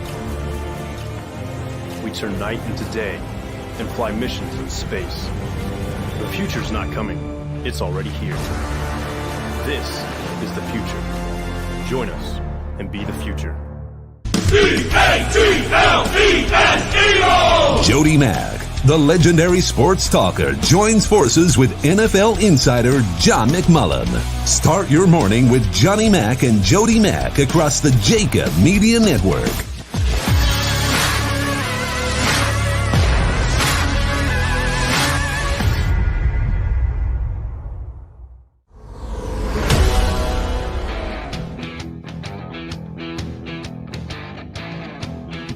We are Birds 365. John McMullen, Jordan McDonald, a.k.a. the Mac guys. We are here talking football with you every single day. Certainly Eagles, the most important Birds football conversation, but we cover the league as well. And the entire league will come together 3 weeks, slightly over 3 weeks, 3 weeks and a day from now for the NFL draft. Our next guest is going to give us some more insight to it, and I like the way he does it. I had him on my show last year up on CBS in New York. I did so again just a couple of weeks ago, and good enough to hop aboard with us today. He puts out the Sports Info Solutions, the FISIS Football Rookie Handbook, the combining of scouting and analytics. Matt Manocherian joins us here on Birds 365. Matt, Jody Mack, and John McMullen here. How you doing today, bud? Hey, guys. I'm doing good. Thank you for having me on. Thrilled to have you, Matt. Appreciate you coming on. Wanted to, obviously, we're Eagle-centric here, so I want to start at number 12 overall. The Eagles kind of fell back from number 6 with the trade. Pretty clear indication they couldn't get the quarterback they were interested in, which was probably Zach Wilson. And then potentially didn't like the value of maybe the receivers at 6. So this team has a history of looking at offensive and defensive line. Do you think there will be that kind of value up front in the trenches, so to speak, at number 12? So I think when you look at first of all, the Eagles' big win by trading down. You pick up a first-round pick for moving down. I think they're doing the right thing. I know at this time of year, we all think we know these players really well, and we think we can predict how things are going to end up. And the fact of the matter is, at the end of the day, these guys are all rookies. They're going to come into the NFL, and we don't really know how any of them are going to turn out. So when you can pick up that extra first-round pick, I personally love it. In terms of who's going to be there at 12, I think it would be like a moonshot scenario for Penei Sewell. We've got him as graded as high as anybody in the draft. If he was there at number 12, then you talk about moving down and still being able to get him. Jackpot city right there. If it's not Sewell, the only other guy that I would consider from the offensive line or the defensive line to be a really good value right there would be Rashawn Slater, also offensive tackle. You could also slide him in at guard, but a guy from Northwestern who doesn't jump off athletically like a Penei Sewell does, but somebody that plays with body control, understands techniques, and he'll probably be a 10-year starter for you. So those are the two guys that I would say at that 12 spot I'd feel comfortable. After that, there's depth in the second half of the first round into the second and third round on the lines, which I think is good. It's a good way to build. But right at 12, I would be hesitant to take any of those pass rushers. You mentioned big win by the Eagles with the trade back from 6 to 12. I understand the Eagles' philosophy, and I'm not saying I think it was a bad trade. Here's my only question. The Dolphins did it first. I know it was a 3-team trade, and one move kind of predicated the other.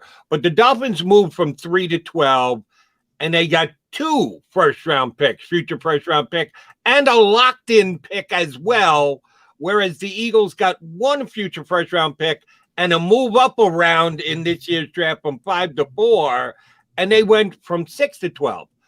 It's 3 picks difference. The Dolphins went from 3 to 12. The Eagles went from 6 to 12. Yet there is a serious difference in the compensation package. When you compare the 2 trades, to me, it makes the Eagles trade look not as impressive.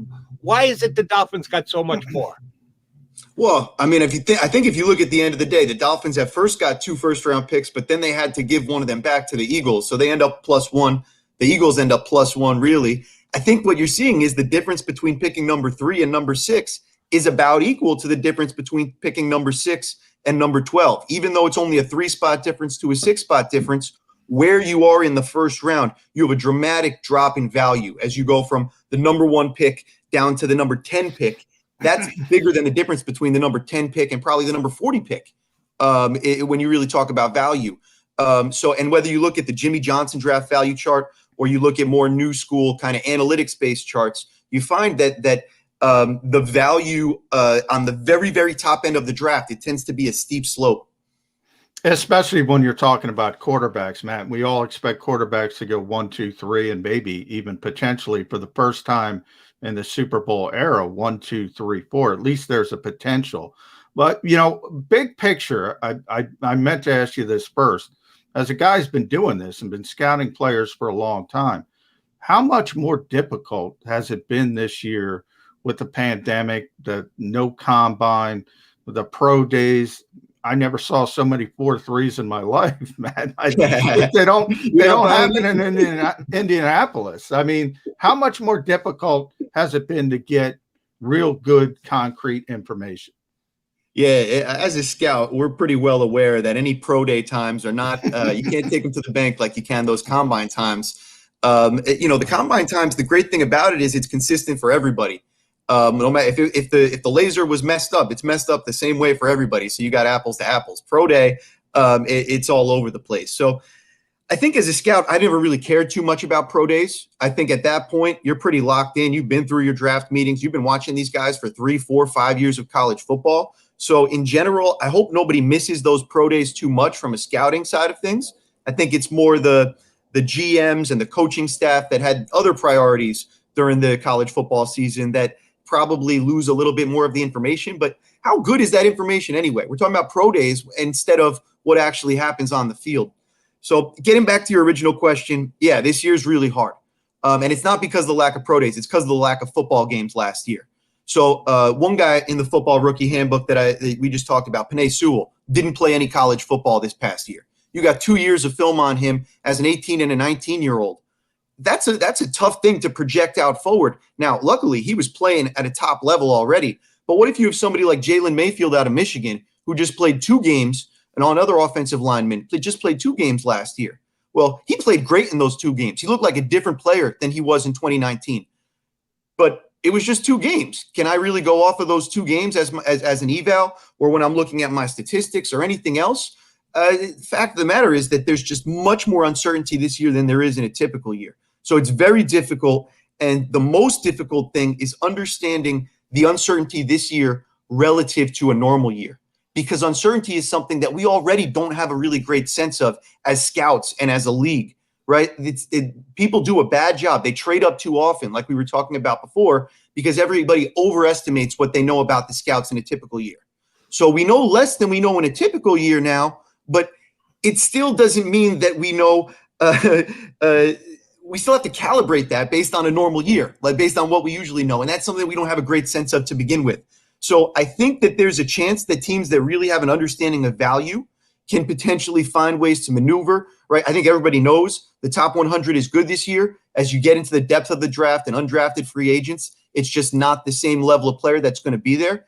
Theoretically, that says let's value those high picks more than those late picks. But at the end of the day, just because we're going in one direction from where we were last year doesn't mean that where we were last year was a very good North Star to begin with. We've got the editor of the SIS Football Rookie Handbook, Matt Manocherian, here with us today. Excellent reference tool for the upcoming NFL draft. Matt, I'm going to ask you a scouting question. Pretty big story over the last several days. Big media member Dan Orlovsky of ESPN said on one outlet, the sources were telling him Justin Fields, the highly thought of quarterback from Ohio State, might not be the hardest worker in the world, that he's not the first guy in, last guy out. He's more last guy in, first guy out as far as putting in the time, putting in the effort, working on his game, both on the field and in the study room thereafter. It got off into a racial conversation, which I'm not going to bother with today or bore you with. Who do you get that type of information from? You're a scout. You're trying to find out about a kid. You want to know what their work attitude is. Do you trust their coaches? Do you trust their teammates? How far back do you go to high school or before that? When you're trying to get a grasp of the young man and how dedicated he is to his craft, how do you go about getting your hands on that information? You leave no stone unturned. Hands down, you leave no stone unturned. Now, what Orlovsky was doing, he's playing a media game that's happening right before the draft. I don't blame him for it. I don't think he's racist, but I think that reporting things that you're hearing this time of year, you're as likely to be reporting a smokescreen as you are to be reporting actual information. Now, as a scout, I'm in there like I said, I'm in there since these guys come in as freshmen going into these schools. So my region as a Northeast scout went to every school from Maine down to Virginia Tech, over to the west to Pittsburgh. So I have to have all of those schools like the back of my hand. I'm not just a super fan for each of those schools. I'm a super fan plus an expert plus a stalker combined for all of those schools. And you think I'm joking. At one time at the University of West Virginia, we had a pass rusher that we were really interested in, and I got mixed messages. I would go on campus, and I got to be frank, the coaching staff at the time there were not very helpful. So I would go to the usual suspects, right? The position coach, the head coach, the athletic trainer, the strength coach. These are the people that are kind of the bread and butter at every school, right? You'll talk to whoever's the assigned pro liaison. They'll give you whatever the head coach wants you to hear on a basic sense. But as you get to know the position coaches, the academic people are great because they don't have the same kind of tie to the football program, right? Everybody in the football program wants these guys to get drafted high. It's good for their jobs. Academic person doesn't necessarily care. But one time in West Virginia, I was unsatisfied with the responses. I was getting inconsistent things. And I got some intel that a guy that we were going after loved to hang out in a particular bar. So I posted up in Morgantown for about a week and, doing report writing, not totally just skipping out on my job, but I posted up in this bar most of the time. And sure enough, I waited around. And when it came Saturday night, this player was in there in the bar, post-game partying, and I was able to observe this person. So when I said stalker before, I really wasn't kidding. As a scout, you'll do this sort of thing. You're almost a private investigator sometimes. And the people that give you the best intel, if you can find the female athletes on campus and you can gain their trust just a little bit, the female athletes tend to date the football players. And they get real honest real quick when you start talking to them. So if I was really trying to dive into Justin Fields, I don't care about what Orlovsky's hearing from his media connections. I want to get on the campus, and I want to find out people that these kids actually interact with. Well, that's true. If I knew, Matt, if I knew Julie Ertz before Zach Ertz, I would have known everything about Zach. So you're right. You hit the nail on the head. You know, I got to talk to Greg Russo. I think he's an interesting prospect because he didn't have a great pro day. And he was one of those guys who was phenomenal pre-pandemic of 15 and a half sacks, didn't play. So he's in that category. But he did spend a lot of his time working out with Chuck Smith, the ex-Falcons pass rusher who does a great job as sort of a personal tutor with pass rushers. I'm interested to know how you guys view that. Like, obviously, everyone says you can't replace live reps, but if you're working just on your fundamentals, your technique with a guy people really respect, Jalen Hurts with Quincy Avery, somebody like that at the quarterback position, but Russo, as I mentioned, with Chuck Smith, can that help in a weird way more than, say, getting 15 sacks in a poor ACC if it's a bunch of bad teams at least at the bottom end of the conference? Yep, I think Jalen Hurts is a great example because I think a lot of people were able to really gain some trust in what Jalen Hurts was, not just because of what he did at Alabama and Oklahoma, but because of people were able to kind of track what he was doing off the field. He's also very active in kind of the QB schools that people do, where you get the peer groups amongst NFL players. And when you have other quarterbacks telling you, I like working with this guy, I like working out with him, and you're talking about pros that are doing that is meaningful. I think about Jamar Chase. Jamar Chase didn't play football this year. I couldn't care less. He was training. He's clearly got his body into great shape, and he's ready to go. And we saw all the production that we needed from him 2 years ago. Now, with the Greg Rousseau, I think it's interesting because it's been so limited what we've been able to see. Yeah, he had double-digit sacks in really his 1 year of college football, but you're talking about a 19-year-old who hadn't even really figured out his whole body yet, and he had a lot of kind of scheme sacks. Miami was pretty strong from an edge rush perspective, and he was finding from a matchup perspective, a bunch of those were unblocked sacks and things like that. So when we did the film evaluation of Rousseau, it was really difficult for us because you see things where the physical traits are all there, so check that box. The production is there, so check that box. But we don't believe that he's actually using his traits to create that production in a way that's necessarily going to project. And man, if we could have seen him play this past season, we could have gotten a much better sense of, is this guy putting it together as he ages from being just tools and production to tools and production that'll actually project to something on the next level. I get a little concerned when he doesn't work out well, because I think everybody was expecting him to work out better. But at the same time, if as a scout, I don't have a relationship with Chuck Smith, if I did, or if as a GM I did, or a head coach I did, I would try to know over time. When I talk to Chuck, does he just say he loves everybody, or does he give me the real deal about these guys? And it's those guys that give you the real deal. I think that's where you can start to parse out these things of, hey, I didn't have the film, so I don't know about Greg Rousseau. There's nobody more boom or bust than Greg Rousseau in this draft. So you want to try to fill in those blanks as much as you can. It's not as good, but it's not a death sentence either. Matt, when you're good enough to send me off your rookie handbook, I went through it, checked out some rankings of the players at specific positions. When I had you on my CBS show, I told you about a guy who grabbed my attention. I did not think Kylan Hill was a running back who deserved or merited being the fourth-ranked running back in the draft. I remember watching a couple of games. He played Mississippi State, made a couple of plays. I said, really, he's the fourth-best running back? I did go back and watch some YouTube highlights and videos of him. He is pretty impressive. I think you've got a pretty good read on him. He was a guy who walked away from his team this year. New coaching staff, he said it was COVID-related. Others question if that's the case, or he's just unhappy with his role on the football team. Very talented, very skilled, questionable attitude. I know other people who put out mock drafts and the like don't have him ranked as highly as you. What did you find out when you tried to do that investigative research on Kylan Hill? I know you're a editor/scout now. When you were a scout, you did it much more detailed, but I'm sure you try and add some of those elements to your rankings. What's the deal with Kylan Hill? Talented player. Where do you think he's going to go in the draft? Where should he go in the draft? Yeah, so it's a good point. When we do our reports, we try to split everything out as separately as we can. So we try to put the scouting and silo it. We try to take the analytics, put that in its own category. The injury risk, we try to put that away in its own way, and the character stuff too. And as you mentioned, I'm not a scout anymore, so I'm not going on the road from school to school with these relationships. It's really hard for me to speak on Kylan Hill. The amazing thing is all these other mock drafters out there, they want to say that they have an opinion on it, and I think it's all just hearsay at this point. So the football rookie handbook, really, we're not counting any character stuff in there, and even in terms of injury stuff, we're really stripping that out when we talk about the draft grades.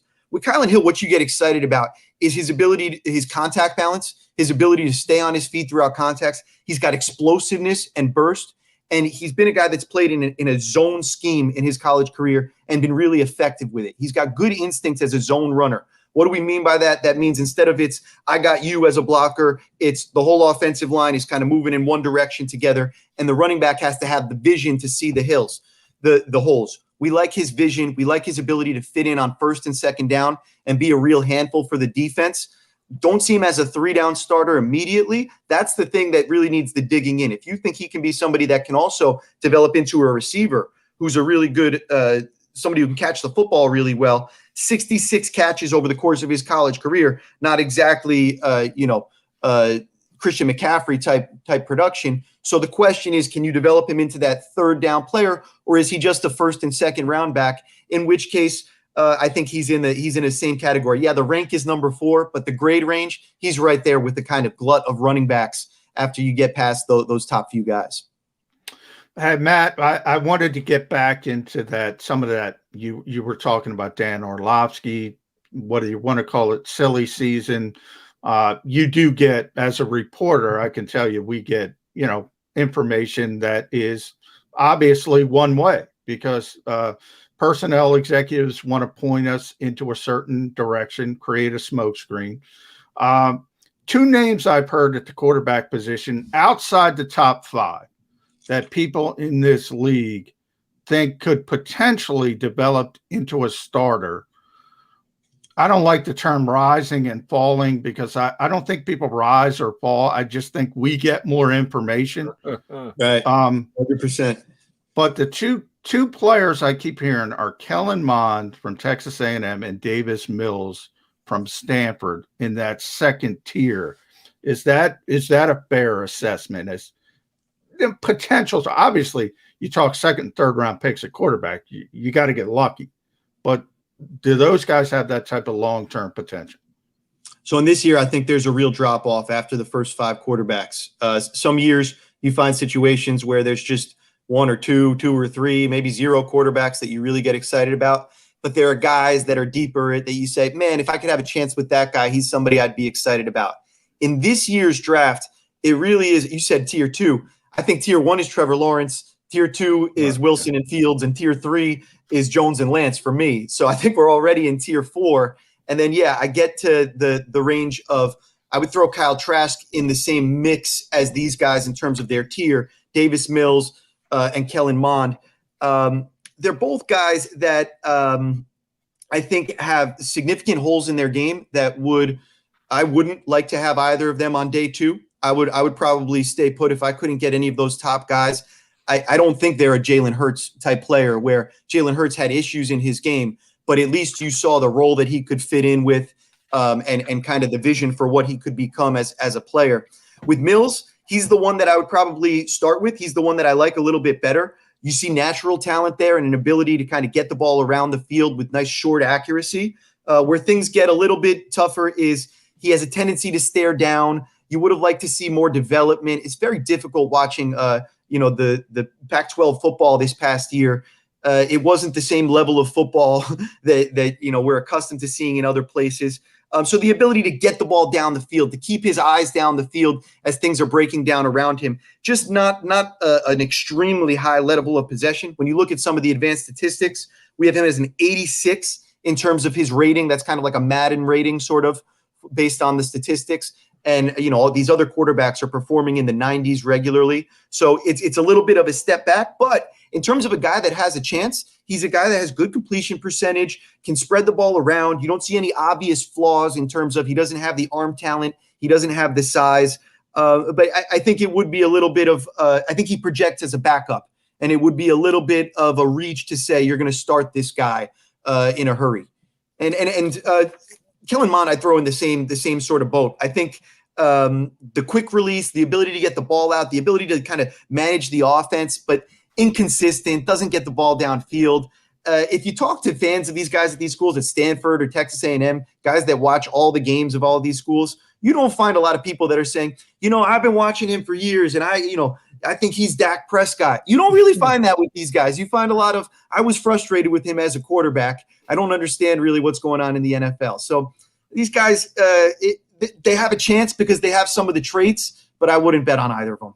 Matt, last thing, and appreciate you coming on with us today. Since Johnny Mac took you to quarterback, I'll follow up there. Next year's quarterback class. I don't know how much you put into evaluating a draft class a year and ahead, but it's kind of important here in Philadelphia because Eagles got an extra first-round pick by sliding down Jalen Hurts. It's an improving commodity. It's kind of a prove-it type year. The Eagles may very much be in the shopping for a franchise quarterback in next year's draft. You sung the praises of the 5 guys who are at the top of this year's.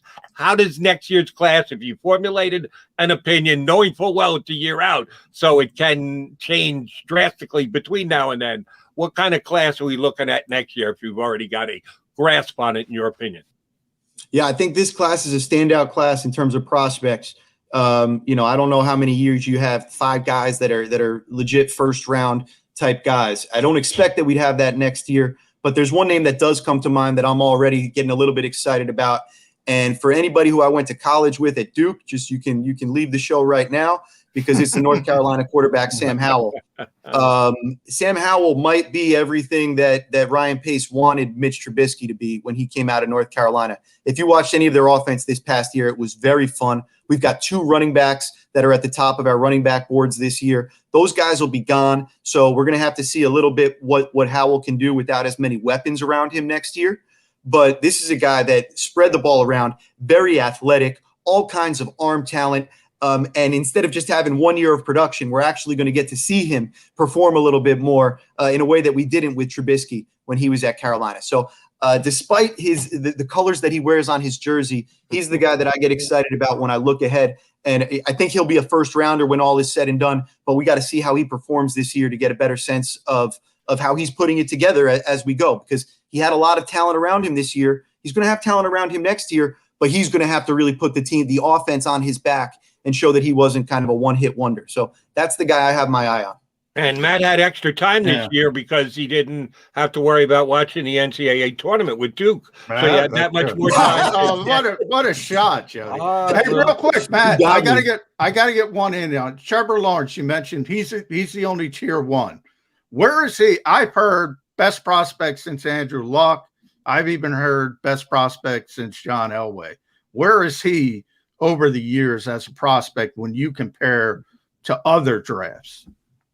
Yeah, he's in that tier. Of the last 3 drafts, he's by far the best quarterback that we've ever graded. This is the 3rd year of the Football Rookie Handbook, and he's got an all-pro level grade.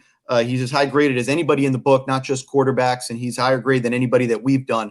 I think the guys you mentioned, the Andrew Lucks, the John Elways, and when you start to talk about quarterbacks like this, people like to use the words like can't miss and things like that. Fact of the matter is nobody's can't miss. We got to see what happens with Trevor Lawrence. But as a prospect, you can't find a real flaw. You got size, you've got athleticism, you've got arm strength, you got processing, you've got leadership, clutch ability, everything that we look for in a quarterback. Trevor Lawrence is putting it together. That doesn't mean he leads our statistics in every single category. That's certainly not the case. But this is football, and we've got to understand the statistics in along with the traits. And when you talk about guys that are at the Elway, Andrew Luck level, in terms of grading these players, it's kind of meaningless. Once you're that high a grade, you're that high a grade. So parsing between is Luck a better prospect than Trevor Lawrence? Hindsight being 2020, if you told me we only get 8 years of Andrew Luck or whatever, then I might bet on Lawrence to be a better prospect. But the sort of things that are going to separate which guy ends up becoming a elite level player and where guys fall off, I don't think it's in the mix of the traits that we've seen so far. The best we can say is he's really, really good. It's a little bit like when I was with the Saints and we would have our internal grades on Drew Brees. The scale went from a 1.0 being a reject to a 9.0 being the best player in the history of the NFL. Drew Brees' grades were anywhere from a 7.5 to a 9.0. And in actuality, those are the same grade.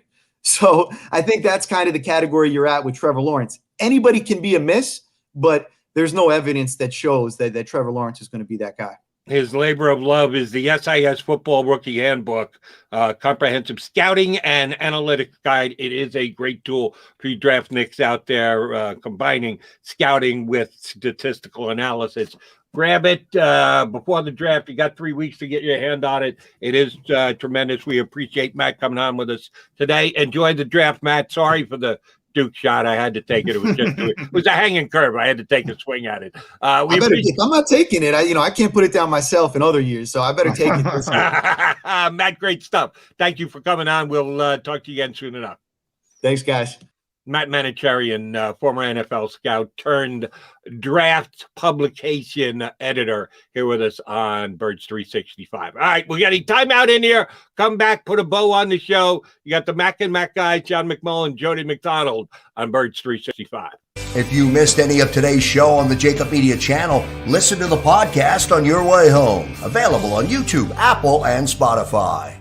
The International Brotherhood of Electrical Workers, Local Union 98, is a proud sponsor of The Labor Show with J-Doc and Krause every Saturday night from 6 to 8 p.m. IBEW Local 98's highly trained and superbly skilled electricians are the best in the business, setting the highest safety standards in the electrical industry. So when you're planning your next industrial, commercial, or residential project, choose an IBEW Local 98 union contractor. Learn more at IBEW98.org.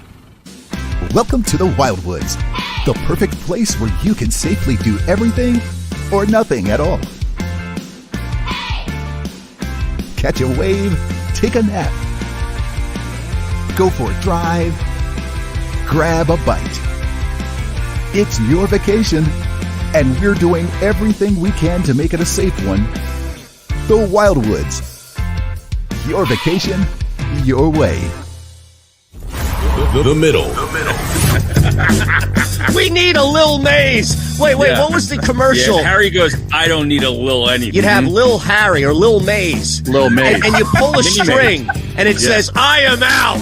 Or like 4 or 5 different Maze sayings. Now that's an idea. Did you see a Shander doll? It never stops talking. No. You don't even need to pull the string. The Middle with Aton Shander, Barrett Brooks, and Harry Mays. Weekdays from 11 a.m. to 1 p.m. Eastern. The light from a star can take millions of years to reach Earth. So when you look at a star, you're looking back in time. But I see the future. I see exploration and courage. I see my country finding new horizons out there. And I see giant leaps making a comeback. I see myself. The future is where I'll make history.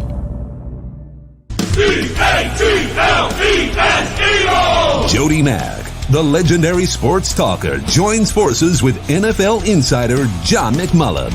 Start your morning with Johnny Mack and Jody Mack across the JAKIB Media Network.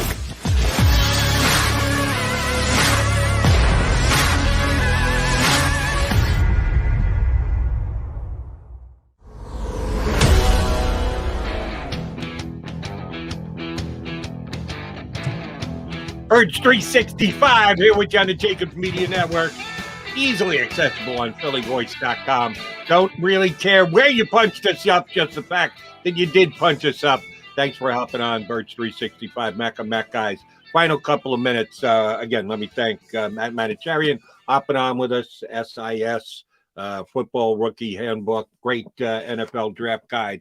We'll have a fellow NFL draft Nick on with us tomorrow. That's Rick Saratella of the NFL Draft Bible, who's going to hop aboard with us. I know the draft is still 3 weeks away, but we are counting down, Johnny Mac. So we need to have as many of these true, knowledgeable insider guys on to give us that insight and let our viewers and listeners be able to get that too. Yeah, and we got 2 of the best, as you mentioned, Matt, the former scout with the Saints, does a tremendous job with Sports Info Solutions. Rick with the NFL Draft Bible. You know, we had Jimmy Kempski first hour, Zach Berman second hour tomorrow of The Athletic. He's going to be on with us. And I do want to say, we were talking about Desean Watson a little bit earlier. I want to update people. Nike has suspended their endorsement of NFL star Desean Watson over a sexual assault allegation. So this is getting bad, and it's getting worse, Jody. I had not heard that. Is that new news you just got today? Yeah, from CNBC. Okay. Just happened this morning. That is because they invest in these players. Yes. We like to throw that term branding around, which it annoys me to no end, but I acknowledge that it is part of what we're talking about on a day in, day out basis. And it's a true part of reality in when it comes to endorsement, stuff like that. How you are branded, how you are perceived, how you are handled is very important. When your sponsors, after they've sunk a lot of money into you to become part of their branding, when they pull the plug on you, that's a really bad sign. And if that's the case with Nike, with Desean Watson, the NFL, we know, is doing its own investigation. The police down in Houston are doing their own investigation. The lawyer who is attempting to drag Mr. Watson into court is doing his investigation. Well, a company like Nike is going to do the same exact thing.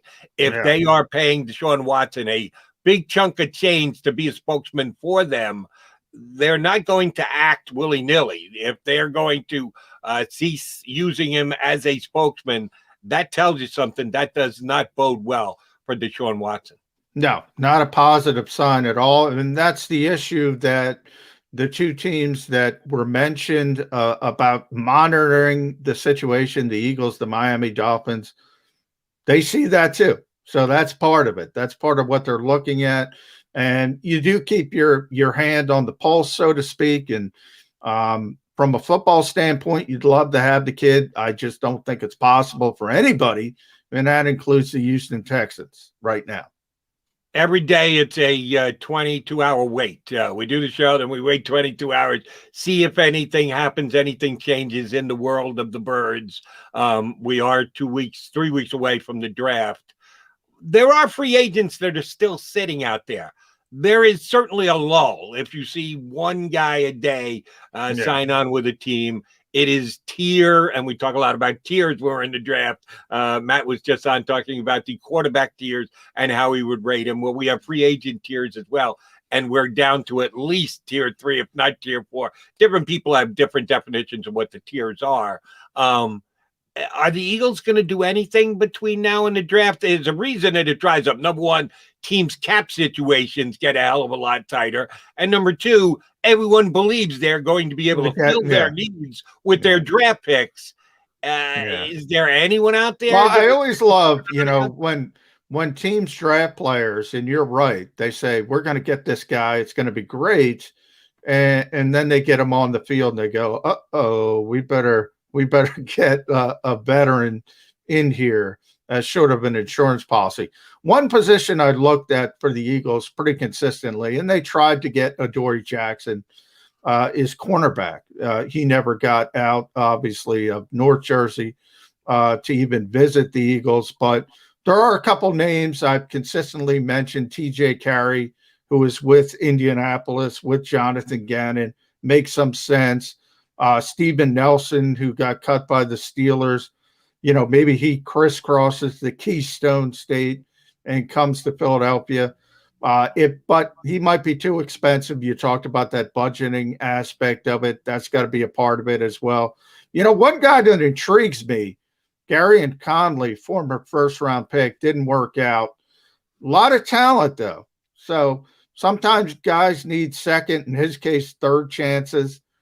I might roll the dice, but obviously the Eagles are doing their due diligence. Point is, they need a cornerback. They can't go in the draft saying, we have to take a corner at this position.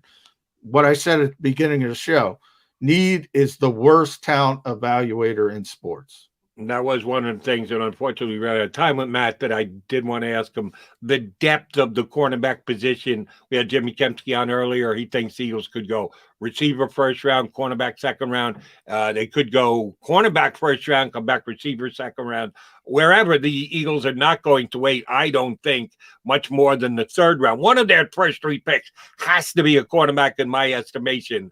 and then they'll probably take at least another one, if not a couple, with as many picks as they have. How deep is the cornerback draft? That is something we will most certainly talk about with Rick Saratella, the creator of NFL Draft Bible. He's going to join us tomorrow, and Zach Berman will be on with us as well. So we've got a good show planned for you some 22 hours from now. J-Mac, what's your dog's name? I saw that on the stream. People wanted to know. Isabella, female, I take it. I think you said she, right? Yes, she. Okay. She rules the roost, Jody. Same here. You may see her at some point in the background. Our dog is Moxie. Our previous dog was Roxy, and we got a replacement dog when Roxy called it a day several years ago. She's a Catahoula Leopard. Really cool dog. You will never hear her. She doesn't bark. She just barks. Mine is a Beagle Bulldog. You will hear her. You might have heard her yesterday. I did not. If she did, she wasn't loud enough for me to pick up on it. But waiting to hear from her. You might see my dog at some point here on the stream. You'll never hear because she just doesn't bark. She's the most chill dog on the breaking news again. The Tennessee Titans have just added Jim Schwartz as a senior defensive assistant. So really, that retirement did not last long. Wonder what that will entail. Well, I can guarantee you this. Jimmy Mack will find out over the next 22 hours and have details on it tomorrow when we come back here on the stream. It is Birds 365. Mac and Mac out for the next 22. Good one with Zach Berman and Rick Saratella with us tomorrow. We'll be right back here on Birds 365. Jody Mack, the legendary sports talker, joins forces with NFL insider John McMullen. Start your morning with Johnny Mack and Jody Mack across the JAKIB Media Network.